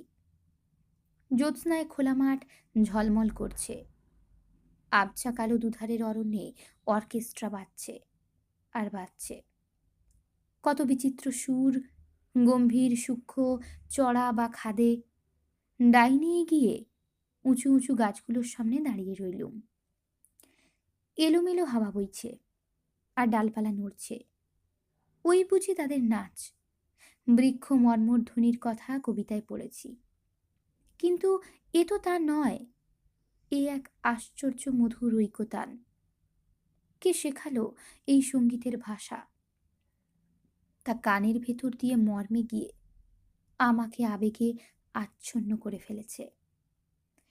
কতক্ষণ তন্ময় হয়ে দাঁড়িয়েছিলুম জানি না। একসময় প্রিয়বর্ধনের চিৎকারে আচ্ছন্নতা কেটে গেল। সে উত্তেজিতভাবে ডাকাডাকি করছিল, জয়ন্ত, জয়ন্ত, তুমি কোথায়? কোনো বিপদ ঘটেছে ভেবে দৌড়ে ক্যাম্পে ফিরে গেলুম।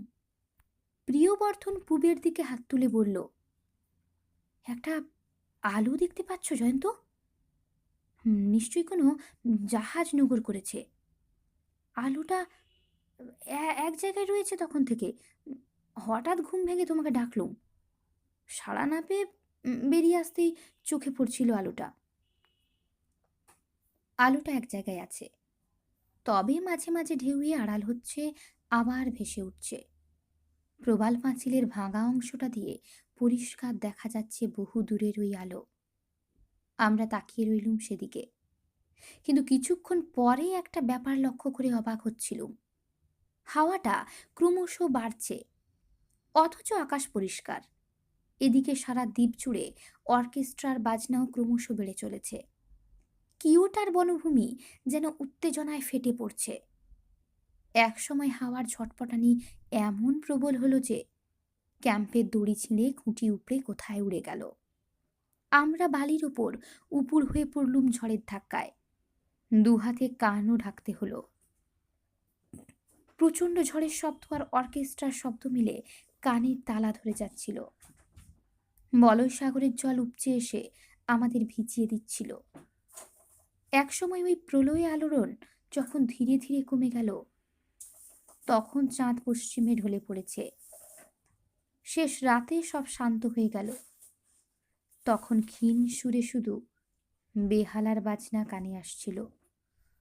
বড় করুণ সেই সুর। এ যেন শোক সঙ্গীত শুনতে পাচ্ছি। কার হৃদয়ের গভীর শোক কান্নার সুরে ছড়িয়ে যাচ্ছে চারিদিকে। দূরে থমথম করছে আবছা কালো বনভূমি। মৃত্যু শোকের স্তব্ধতা রূপ নিয়েছে বুঝি। তখনও জানতুম না, জানার উপায় ছিল না এই শোকসঙ্গীত কেনই বা এত আলোড়ন। একটু বেলা হলে দূরে সমুদ্র থেকে কুয়াশা কেটে গেল। তখন জাহাজটা দেখতে পেলুম। আমরা শুকনো পাতা ডালপালা জড়ো করে আগুন জ্বেলে ওদের দৃষ্টি আকর্ষণ করছিলাম, কিন্তু ততক্ষণে 3টে মোটর বোট প্রবাল পাঁচিলের কাছে এসে পৌঁছে গেছে। 3টে বোটেই একদল করে মানুষ। বোটগুলো যেভাবে ওরা ভাঙন পার করলো, তাতে বুঝলুম ওরা এর আগেও দ্বীপে সম্ভবত এসেছে। ওরা তাহলে কারা? প্রিয়বর্ধন নিষ্পলক চোখে তাকিয়েছিল। এতক্ষণে ফিসফিস করে বলল, কিয়াং এসে গেছে। জয়ন্ত, 100টা ক্যারিবো একটা কিয়াংয়ের সমান। তবে মাকড়সা ক্যাকটাসের পাল্লায় পড়ে এদেরও কি হয় দেখে নিও। আর একটা কথা, কিয়াংয়ের সঙ্গে আমার ভাব জমানো। ওরা যখন মারা পড়বে মাকড়সা ক্যাকটাসের হাতে, তখন আমরা ওদের বুট নিয়ে ওদের জাহাজে চলে যাব। কিয়াংয়ের চেহারা বেঁটে হলেও প্রকাণ্ড। সে নিচে লাফিয়ে পড়ে হা হা করে হেসে উঠল। আরে, রাজবংশের প্রাইভেট সেক্রেটারি যে। আরে, এই ছোকরা বুঝি সেই টেকো দাঁড়িয়াল ঘুঘু বুড়োর সাগরেদ? হ্যাঁ, কি রোজারিওর গুপ্তধন হাতাতে পেরেছো তোমরা? প্রিয়বর্ধন একগাল হেসে বলল, না স্যার, তবে গুহার ভেতর রোজারিওর কবর দেখতে পেয়েছি। কিয়াং প্রিয়বর্ধনের কথা শুনে আরও হেসে বলল, রোজারিওর কবর আবিষ্কার করেছ, আর তার গুপ্তধন আবিষ্কার করতে পারোনি? আমি জানি, ওর কবরের তলায় সব ধনরত্ন পোঁতা আছে। চলো, সে গুহাটা দেখিয়ে দাও।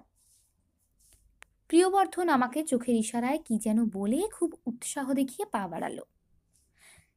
কিন্তু ব্যাপারটা আমার ভালো মনে হলো না। মাকড়সা ক্যাকটাসের হাতে খামোখা আবার এতগুলো লোকের মৃত্যু হওয়াটা কিছুতেই মেনে নিতে পারছিলুম না।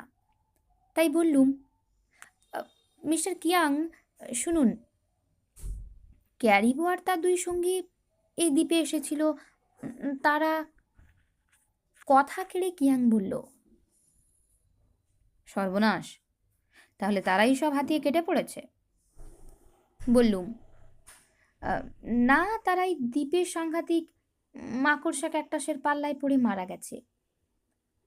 কিয়াং হাসল, জানি জানি, সেবার ওদের পাল্লায় পড়ে আমাদের দলের 5টা লোকের প্রাণ গেছে। তাই এবার আমি তৈরি হয়েই এসেছি। মিস্টার কিয়াং, ওদের গায়ে গুলি বেঁধে না। কিয়াং তার কাঁধে ব্যাগ খুলে রিভলভারের মতো একটা জিনিস বের করে বলল, এটা কি জিনিস বুঝেছ? লেজার অস্ত্র, যে কোনো সজীব পদার্থকে 1 সেকেন্ডে ছাই করে ফেলবে। শুধু তাই নয়, পাথরের মতো নির্জীব পদার্থকেও গুঁড়ো করে দেবে। এর নল থেকে সাংঘাতিক লেজার রশ্মি বেরায়। শুধু তাই নয়, ওই যে কামানের মতো জিনিসটা দেখতে পাচ্ছ, ওটা আরও শক্তিশালী লেজার বিম ছুঁড়ে মারে। কি, চলো প্রিয়বর্ধন। রুবি আইল্যান্ডের ঘুঘুগুলো হেলিকপ্টার নিয়ে সব সময় ঘুরে বেড়াচ্ছে। আমার জাহাজ দেখে তাদের সন্দেহ হতে পারে। ঝটপট কাজ সেরে ঘরে যাব। তার আগে অবশ্য ভুতুড়ে গাছপালাগুলো জ্বালিয়ে খতম করে দিয়ে যাব। আমি দম আটকানো গলায় বলে উঠলুম, দোহাই মিস্টার কিয়াং, কথা শুনুন, এই দ্বীপ বিজ্ঞানের এক ল্যাবরেটরি। রাখো তোমার ল্যাবরেটরি। কিয়াং বিকট হাসল, আমি এবার এসেছি কি ওটার ভূতগুলোকে খতম করতে। ওরা আমাকে খুব ভুগিয়েছে। আমার অনেক লোক মারা পড়েছে ওদের হাতে। আমি প্রতিশোধ নেবই। বলে সে তার দলবল নিয়ে হাঁটতে শুরু করলো। প্রিয়বর্ধনকে ঠেলে নিয়ে চলল সে, কিন্তু আমার দিকে ঘুরেও তাকালো না। একটু পরে শুরু হলো কিয়াংয়ের পৈশাচিক কীর্তিকলাপ। যথারীতি স্টপ ইট চিৎকার প্রতিধ্বনিত হতেই দেখলুম তার এক সঙ্গী যেদিক থেকে চিৎকারটা আসছিল সেই দিকে লক্ষ্য করে লেজার কামান বসালো। তারপর দেখলুম ডান দিকের জঙ্গল দাউ দাউ করে জ্বলে উঠছে। আমি দৌড়ে গিয়ে চেঁচিয়ে বললুম, স্টপ ইট। ওর এক অনুচর আমাকে ধাক্কা মেরে ফেলে দিল। কিয়াংয়ের মুখে পৈশাচিক হাসি। সে হুকুম দিল, 1 চিলতে ঘাস পর্যন্ত আস্ত রাখবে না। ডাইনে বাঁয়ে সব দিকের ওই ভুতুড়ে গাছগুলোকে খতম করে দাও। অসহায় চোখে দেখতে থাকলো সে হত্যাকাণ্ড। লেজার কামানের মারাত্মক রশ্মিপুঞ্জ দেখতে পাচ্ছি না, শুধু হিসির শব্দ হচ্ছে কামানটা থেকে, আর ক্রমাগত আগুন ধরে যাচ্ছে গাছপালায় ঝোপে ঝাড়ে। প্রকৃতির লক্ষ লক্ষ বছরের সাজানো সুন্দর উদ্যান জ্বলে ছাই হয়ে যাচ্ছে। খোলা মাঠের সামনের দিকে সেই প্রাণী ক্যাকটাসের ঝাঁক পাঁচিলের মতো এগিয়ে আসছিল। তারাও দাউ দাউ জ্বলে কালো ছাই হয়ে ঘাসে মিশে গেল। ঘাসেও আগুন ধরে গেল। কালো চাপ চাপ ধোঁয়ায় আকাশ কালো হয়ে গেল। বাতাসে কটু গন্ধ ছড়ালো। সভ্যতার ভয়ঙ্কর মারণ শক্তি চারপাশের, তাজা সুন্দর সবুজ জীবনকে ধ্বংস করে চলল। লেসার কামান ঘুরে ঘুরে হিস হিস শব্দে বিষের আগুন ওগড়াচ্ছে, আর চোখের পলকে উজ্জ্বল আগুনের চোখ ধাঁধানো শিকা ছড়িয়ে পড়ছে। আমার চোখে জল এসে গিয়েছিল। চোখের সামনে বিরাট ধ্বংসলীলা দেখেও আমার কিছু করার নেই। পাশে একটা চিপচিপে তরুণ গাছ বুঝি দুঃখে কাতর হয়ে করুণ সুর বাজাতে শুরু করেছিল। নিষ্ঠুর কিয়াং তাকে লক্ষ্য করে লেজার পিস্তলের ট্রিগার টিপল। চোখের পলকে গাছটা কালো হয়ে গুঁড়িয়ে পড়ল এবং বাতাসে কয়েক মুঠো ছাই উড়ে যেতে দেখলুম। ধ্বংসের নেশায় কিয়াং মাতাল হয়ে উঠেছে। কিছুক্ষণের মধ্যে যেদিকে তাকাই সেদিকেই শুধু কালো ছাই। ছোট্ট দ্বীপের সব সবুজ কালো ভস্ম স্তূপে পরিণত। এক বিশাল শ্মশান ভূমিতে একদল নিষ্ঠুর পিশাচের কাছে দাঁড়িয়ে আছি। এতক্ষণে প্রিয়বর্ধন ধরা গলায় বলে উঠল, কাজটা কি ঠিক হলো স্যার?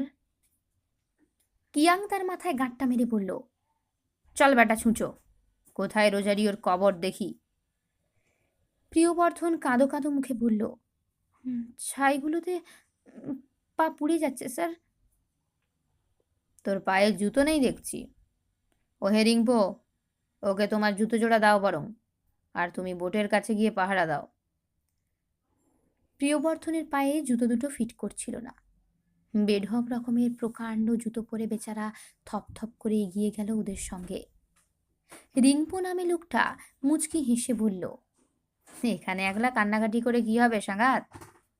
এসো, আমরা বরং বিচে গিয়ে গপ্পসপ্প করি। বিচের ধারে একলা সেই বেহালা বাজিয়ে গাছটা করুণ চেহারায় দাঁড়িয়ে আছে।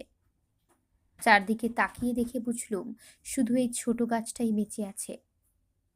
পেছন দিকে পাথরের আড়ালে বিচের মাথায় আছে বলেই তার দিকে চোখ পড়েনি কিয়াংয়ের। কিন্তু কেন সে বেহালা বাজাচ্ছে না? শোকে মুখ হয়ে গেছে কি? কাল রাতে তাহলে কিয়াংয়ের জাহাজ এসে পৌঁছানোর পর কিয়োটার উদ্ভিদ চেতনায় হয়ে উত্তেজনার সঞ্চার ঘটেছিল। পূর্ণিমার জ্যোৎস্নায় তাহলে আমি শোক সঙ্গীতই শুনেছিলুম। রিংপো লোকটির মেজাজ ভালো। সে আমাকে ফ্লাস্ক থেকে কফি ঢেলে দিয়ে বলল, নাও খেয়ে ফেলো, দুঃখ করে কি হবে? গাছপালা বই তো নয়। তবে কি জানো, আমাদের কর্তাটি একেবারে শয়তানের অবতার। রোগ চাপলে আর ভালো মন্দ জ্ঞানগম্যি থাকে না। কফি খেতে ইচ্ছে করছিল না, তবু খেতে হলো। ওর সঙ্গে ভাব জমানোর চেষ্টা করলুম। রিংপো রুবিদ্বীপেরই লোক, বউ ছেলেপুলে আছে। কিয়াংয়ের মাছের আর শুটকির মস্ত কারবার আছে। রিংপো অবশ্য মাছ ধরার কাজেই থাকে। তবে সে জানে কর্তা বহুদিন আগে থেকে কিয়োটা দ্বীপের খোঁজ রাখে। রাজাকোর সঙ্গে একসময় তার খুব বন্ধুত্ব ছিল। রাজাকেও জানতো সব, কিন্তু যতবারই ওরা কিয়োটা এসেছে ভয়ঙ্কর কি বিপদ ঘটেছে। কোনো ক্রমে প্রাণ নিয়ে ফিরে গেছে। তাই এবার সেজে গুজে মারাত্মক অস্ত্র সংগ্রহ করে দ্বীপে পাড়ি জমিয়েছে। কথায় কথায় রিংপো বলল, এবার তোমার আর প্রিয়বর্ধনের ব্যাপারটা বলো শুনি। কিভাবে তোমরা এ দ্বীপের খোঁজ পেয়েছিলে?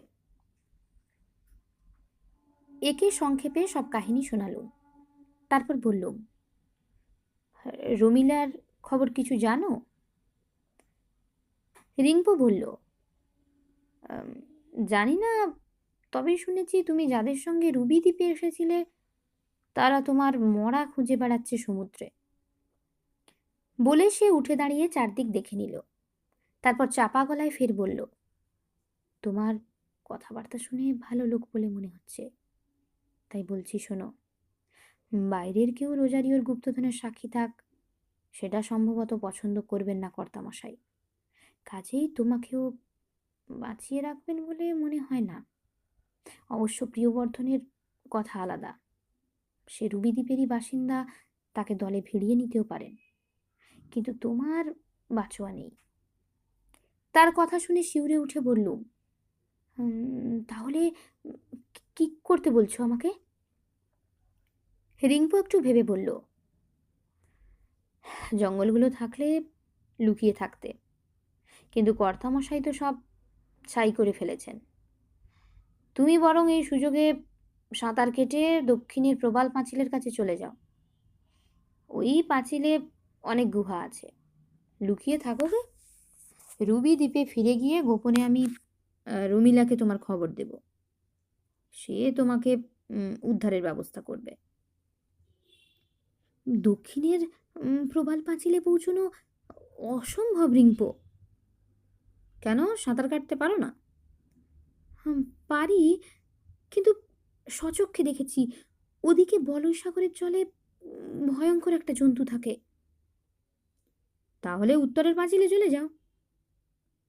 হুম, তার চেয়ে এই দ্বীপের পশ্চিমে ওই আম, পাহাড়গুলোর ভেতর গিয়ে লুকিয়ে পড়ছি বরং।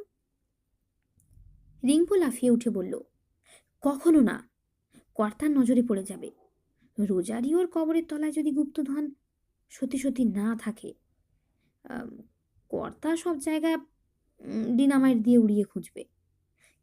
কি দরকার ঝুঁকি নিয়ে? উম, আমার ধারণা উত্তরের দিকটায় জল কম। আমি সারা জীবন জলে ঘুরেছি, জল দেখে তার গভীরতা বলে দিতে পারি। তুমি কেটে পড়ো। আহ, আমার জন্য তোমার ক্ষতি হবে না তো রিংপো?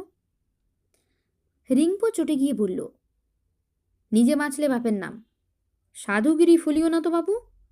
কর্তা কি আমাকে বলে গেছে তোমাকে পাহারা দিতে? সোজা বলে দেব কেটে পড়েছে কিংবা জলদানবের পেটে গেছে। একটু ইতস্তত করে বলল, আম, উপকার যদি করতে চাও, একটু বেশি করেই না হয় করলে ভাই রিংপো। 3টে মোটর বোট টেনেছ, একটা চাপিয়ে আমাকে ওখানে পৌঁছে দিয়ে এসো। রিংপো পশ্চিম দিকটা ভালো করে দেখে নিয়ে বলল, পারতুম, কিন্তু যে কোনো মুহূর্তে কর্তা এসে পড়বে, তখন আমার প্রাণটাও যাবে। অগত্যা জলে গিয়ে নামলুম। পূবের ভাঙন দিয়ে মহাসাগরের ঢেউ এসে ঢুকছে, তাই এদিকটায় ঢেউ আছে, কিন্তু উত্তর দিকটায় তত ঢেউ নেই। বাতাস বইছে দক্ষিণ পশ্চিম কোণ থেকে। পোড়া দ্বীপের ছাই এসে পড়ছে জলে। কটু গন্ধ ঝাপটা মারছে নাকে। কোনাকুনি মাইলটাক সাঁতার কেটে কখনো ডুবো পাথরে কিছুক্ষণ বিশ্রাম নিয়ে এগিয়ে যাচ্ছিলুম। প্রতি মুহূর্তে ভয় হচ্ছিল এখনই জলদানব ভোঁস করে মাথা তুলে আমাকে তেড়ে আসবে। কিন্তু প্রবাল পাঁচিলে পৌঁছানো পর্যন্ত নিরাপদ রইলুম। একটা চাতালে উঠে আবার কিছুক্ষণ বিশ্রাম করলুম। তারপর অনেক কষ্টে পাঁচিলের মাথা পেরিয়ে ওপাশে গিয়ে আরেকটা চাতাল পাওয়া গেল। ঝাঁকে ঝাঁকে পাখি এখানে বসে আছে, উড়ে বেড়াচ্ছে। আমাকে দেখে ওরা গ্রাহ্য করল না। চাতালের একপাশে একটা ছোট্ট গুহা পাওয়া গেল। এতক্ষণে ভাবনা হলো, কবে ওদের জাহাজ ফিরে যাবে রুবি দ্বীপে, তারপর রিংপো খবর দেবে রুমিলাকে। ততদিন আমি বেঁচে থাকবো তো? কি খেয়ে বাঁচবো? হ্যাঁ, এখানে পাখির ডিম প্রচুর, সমুদ্রের স্বচ্ছ জলে মাছও দেখা যাচ্ছে, কিন্তু কাঁচা খাবো কেমন করে? একটু পরে ভাবলুম, বরং ওদের জাহাজ চলে গেলে আবার সাঁতার কেটে দ্বীপে ফিরে আসব। ক্যারিবোদের জিনিসপত্র কাল রাতের ঝড়ে উড়ে কোথাও পড়ে আছে। ওর ভেতর যদি একটা সিগারেট লাইটার পেয়ে যাই, তাহলে অন্তত মাছের রোস্ট খেয়েও বেঁচে থাকতে পারবো। কিন্তু দ্বীপে তো সব পুড়ে ছাই, আগুন জ্বালাবো কিসে? আমার মনটা দমে গেল। এদিকে খিদেও পেয়েছে। একটা ডিম ভেঙে চোখ বুজে চোঁ চোঁ করে গিলে ফেললুম। খিদের মুখে অমৃত লাগলো। আরও গোটা 3 ডিম গিলে খিদেটা যদি বা দূর হলো, জলের তেষ্টা মেটাবো কেমন করে? ঝর্ণা আছে কিওটা দ্বীপের পাহাড়ে। এখানে প্রবাল বলয়ের দুধারে নোনা জল। চাতালের ওপর ঘুরতে ঘুরতে হঠাৎ মনে হলো, কোনো গর্তে বৃষ্টির জল কি জমে নেই? মাউন্টেনিয়ারিংয়ের ট্রেনিং নেওয়াটা এতকাল পরে দারুণ কাজে লাগলো। অনেক খুঁজে একখানে গর্তের ভেতর জল পাওয়া গেল। জলটা চেখে একটু ঝাঁঝালো স্বাদ পেলুম। বিষাক্ত নয় তো? ভয় পেয়ে মুখে দিলুম না। প্রবাল অশোধিত অবস্থায় বিষাক্ত বলে শুনেছি। তবে এই পাঁচিল প্রবাল কীট জমে তৈরি হলেও এর বয়স হাজার হাজার বছর, এখন পাথরে পরিণত হয়েছে। কাজেই এখানে প্রবালের বীজ না থাকাই সম্ভব। তবু মনে সন্দেহ এসেছে যখন, না খাওয়াই ভালো। অগত্যা বৃষ্টি মেঘের আশায় তাকিয়ে রইলুম। বৃষ্টি এলো বিকেল নাগাদ, তুমুল বৃষ্টি। ছেঁড়া জামা নিংড়ে জল খেলুম। সেই গুহার ভেতর কাটিয়ে দিলুম একটা রাত। পরদিন সকালে পাঁচিলের উপর দিয়ে উঁকি মেরে দেখি দ্বীপের বিচে মোটরবোটগুলো নেই। দূরের সমুদ্রে কিয়াংয়ের জাহাজটাকেও দেখতে পেলুম না। ওরা তাহলে গুপ্তধন উদ্ধার করে কখন ফিরে গেছে। সাঁতার কেটে দ্বীপে ফিরে এলুম আবার। দ্বীপ নয়, শ্মশান। ক্লান্ত দুঃখিতভাবে দাঁড়িয়ে আছি। এমন সময় বেহালা বেজে উঠল। সেই একলা বেহালা বাজিয়ে গাছটা বেঁচে আছে শুধু। করুণ সুরে একলা বেহালা বাজাচ্ছে। তার কাছে গিয়ে দাঁড়ালুম। কিওটা শ্মশানে দাঁড়িয়ে সে শোক সঙ্গীত বাজিয়ে চলেছে একা। তার কাছে বসে রইলুম। আরও 2 দিন কেটে গেল এই শ্মশান ভূমিতে। ক্যারিবোর কোনো জিনিস খুঁজে পাইনি। হয় ওরা কুড়িয়ে নিয়ে গেছে, নয়তো পুড়ে ছাই হয়ে গেছে। ছাই হাতড়ে আমার চেহারা হয়েছিল ভূতের মতো। নোনা জলে ছাইগুলো ধুয়ে যাওয়া দূরের কথা, আরো চটচটে হয়ে এঁটে গিয়েছিল। পাথর ছুঁড়ে মাছ মেরেছি আর কাঁচা চিবিয়ে খেয়েছি। 3য় দিনে অসুস্থ হয়ে পড়েছিলুম, একেবারে চলৎশক্তিহীন অবস্থা। অতি কষ্টে সেই বেহালা বাদকের কাছে গিয়ে শুয়ে পড়লুম। বুঝতে পারছিলুম মৃত্যুর দেরি নেই। আমার শিয়রে দাঁড়িয়ে পরম বন্ধুর মতো বেহালা বাদক গাছটি করুণ সুরে বেহালা বাজাচ্ছিল। তারপর আর বিশেষ কিছু মনে নেই। শুধু এটুকু মনে আছে, আমার চেতনার সঙ্গে ওই সুর একাকার হয়ে যখন গভীর অন্ধকারে তলিয়ে যাচ্ছিল, তখন কে যেন ডাকছিল, এঞ্জেলো, এঞ্জেলো, মাই সন। আমার সাড়া দিতে ইচ্ছে করছিল। এই তো আমি। চোখ মেলে কিছুক্ষণ বুঝতে পারলুম না কিছু। তারপর ভেসে উঠল পরিচিত একটা মুখ। সেই মুখে একরাশ সাদা দাড়ি আর স্নেহ। জয়ন্ত, ডার্লিং। কর্নেল! আমি চমকে উঠে সাড়া দিলুম। আমি কোথায়? কর্নেল নীলাদ্রি সরকার আমার মাথায় হাত বুলিয়ে দিতে দিতে বললেন, রুবি আইল্যান্ডের মেরিন হসপিটালে। আশা করি শিগগির শরীর সেরে যাবে, ভেবো না। রমিলাকে দেখতে পেলুম এতক্ষণে। সে একটু হেসে বলল, রিংপোর কাছে সব খবর পেয়ে কর্নেলকে জানিয়েছিলুম। আমরা ধরেই নিয়েছিলুম তোমাকে ওরা মেরে সমুদ্রে ফেলে দিয়েছে। যাই হোক, কর্নেল তক্ষুনি মিলিটারি হেলিকপ্টারে রওনা দিলেন। ওদিকে কিয়াংয়ের জাহাজকেও নেভির লোকেরা আটক করল। কিয়াং এখন জেলে।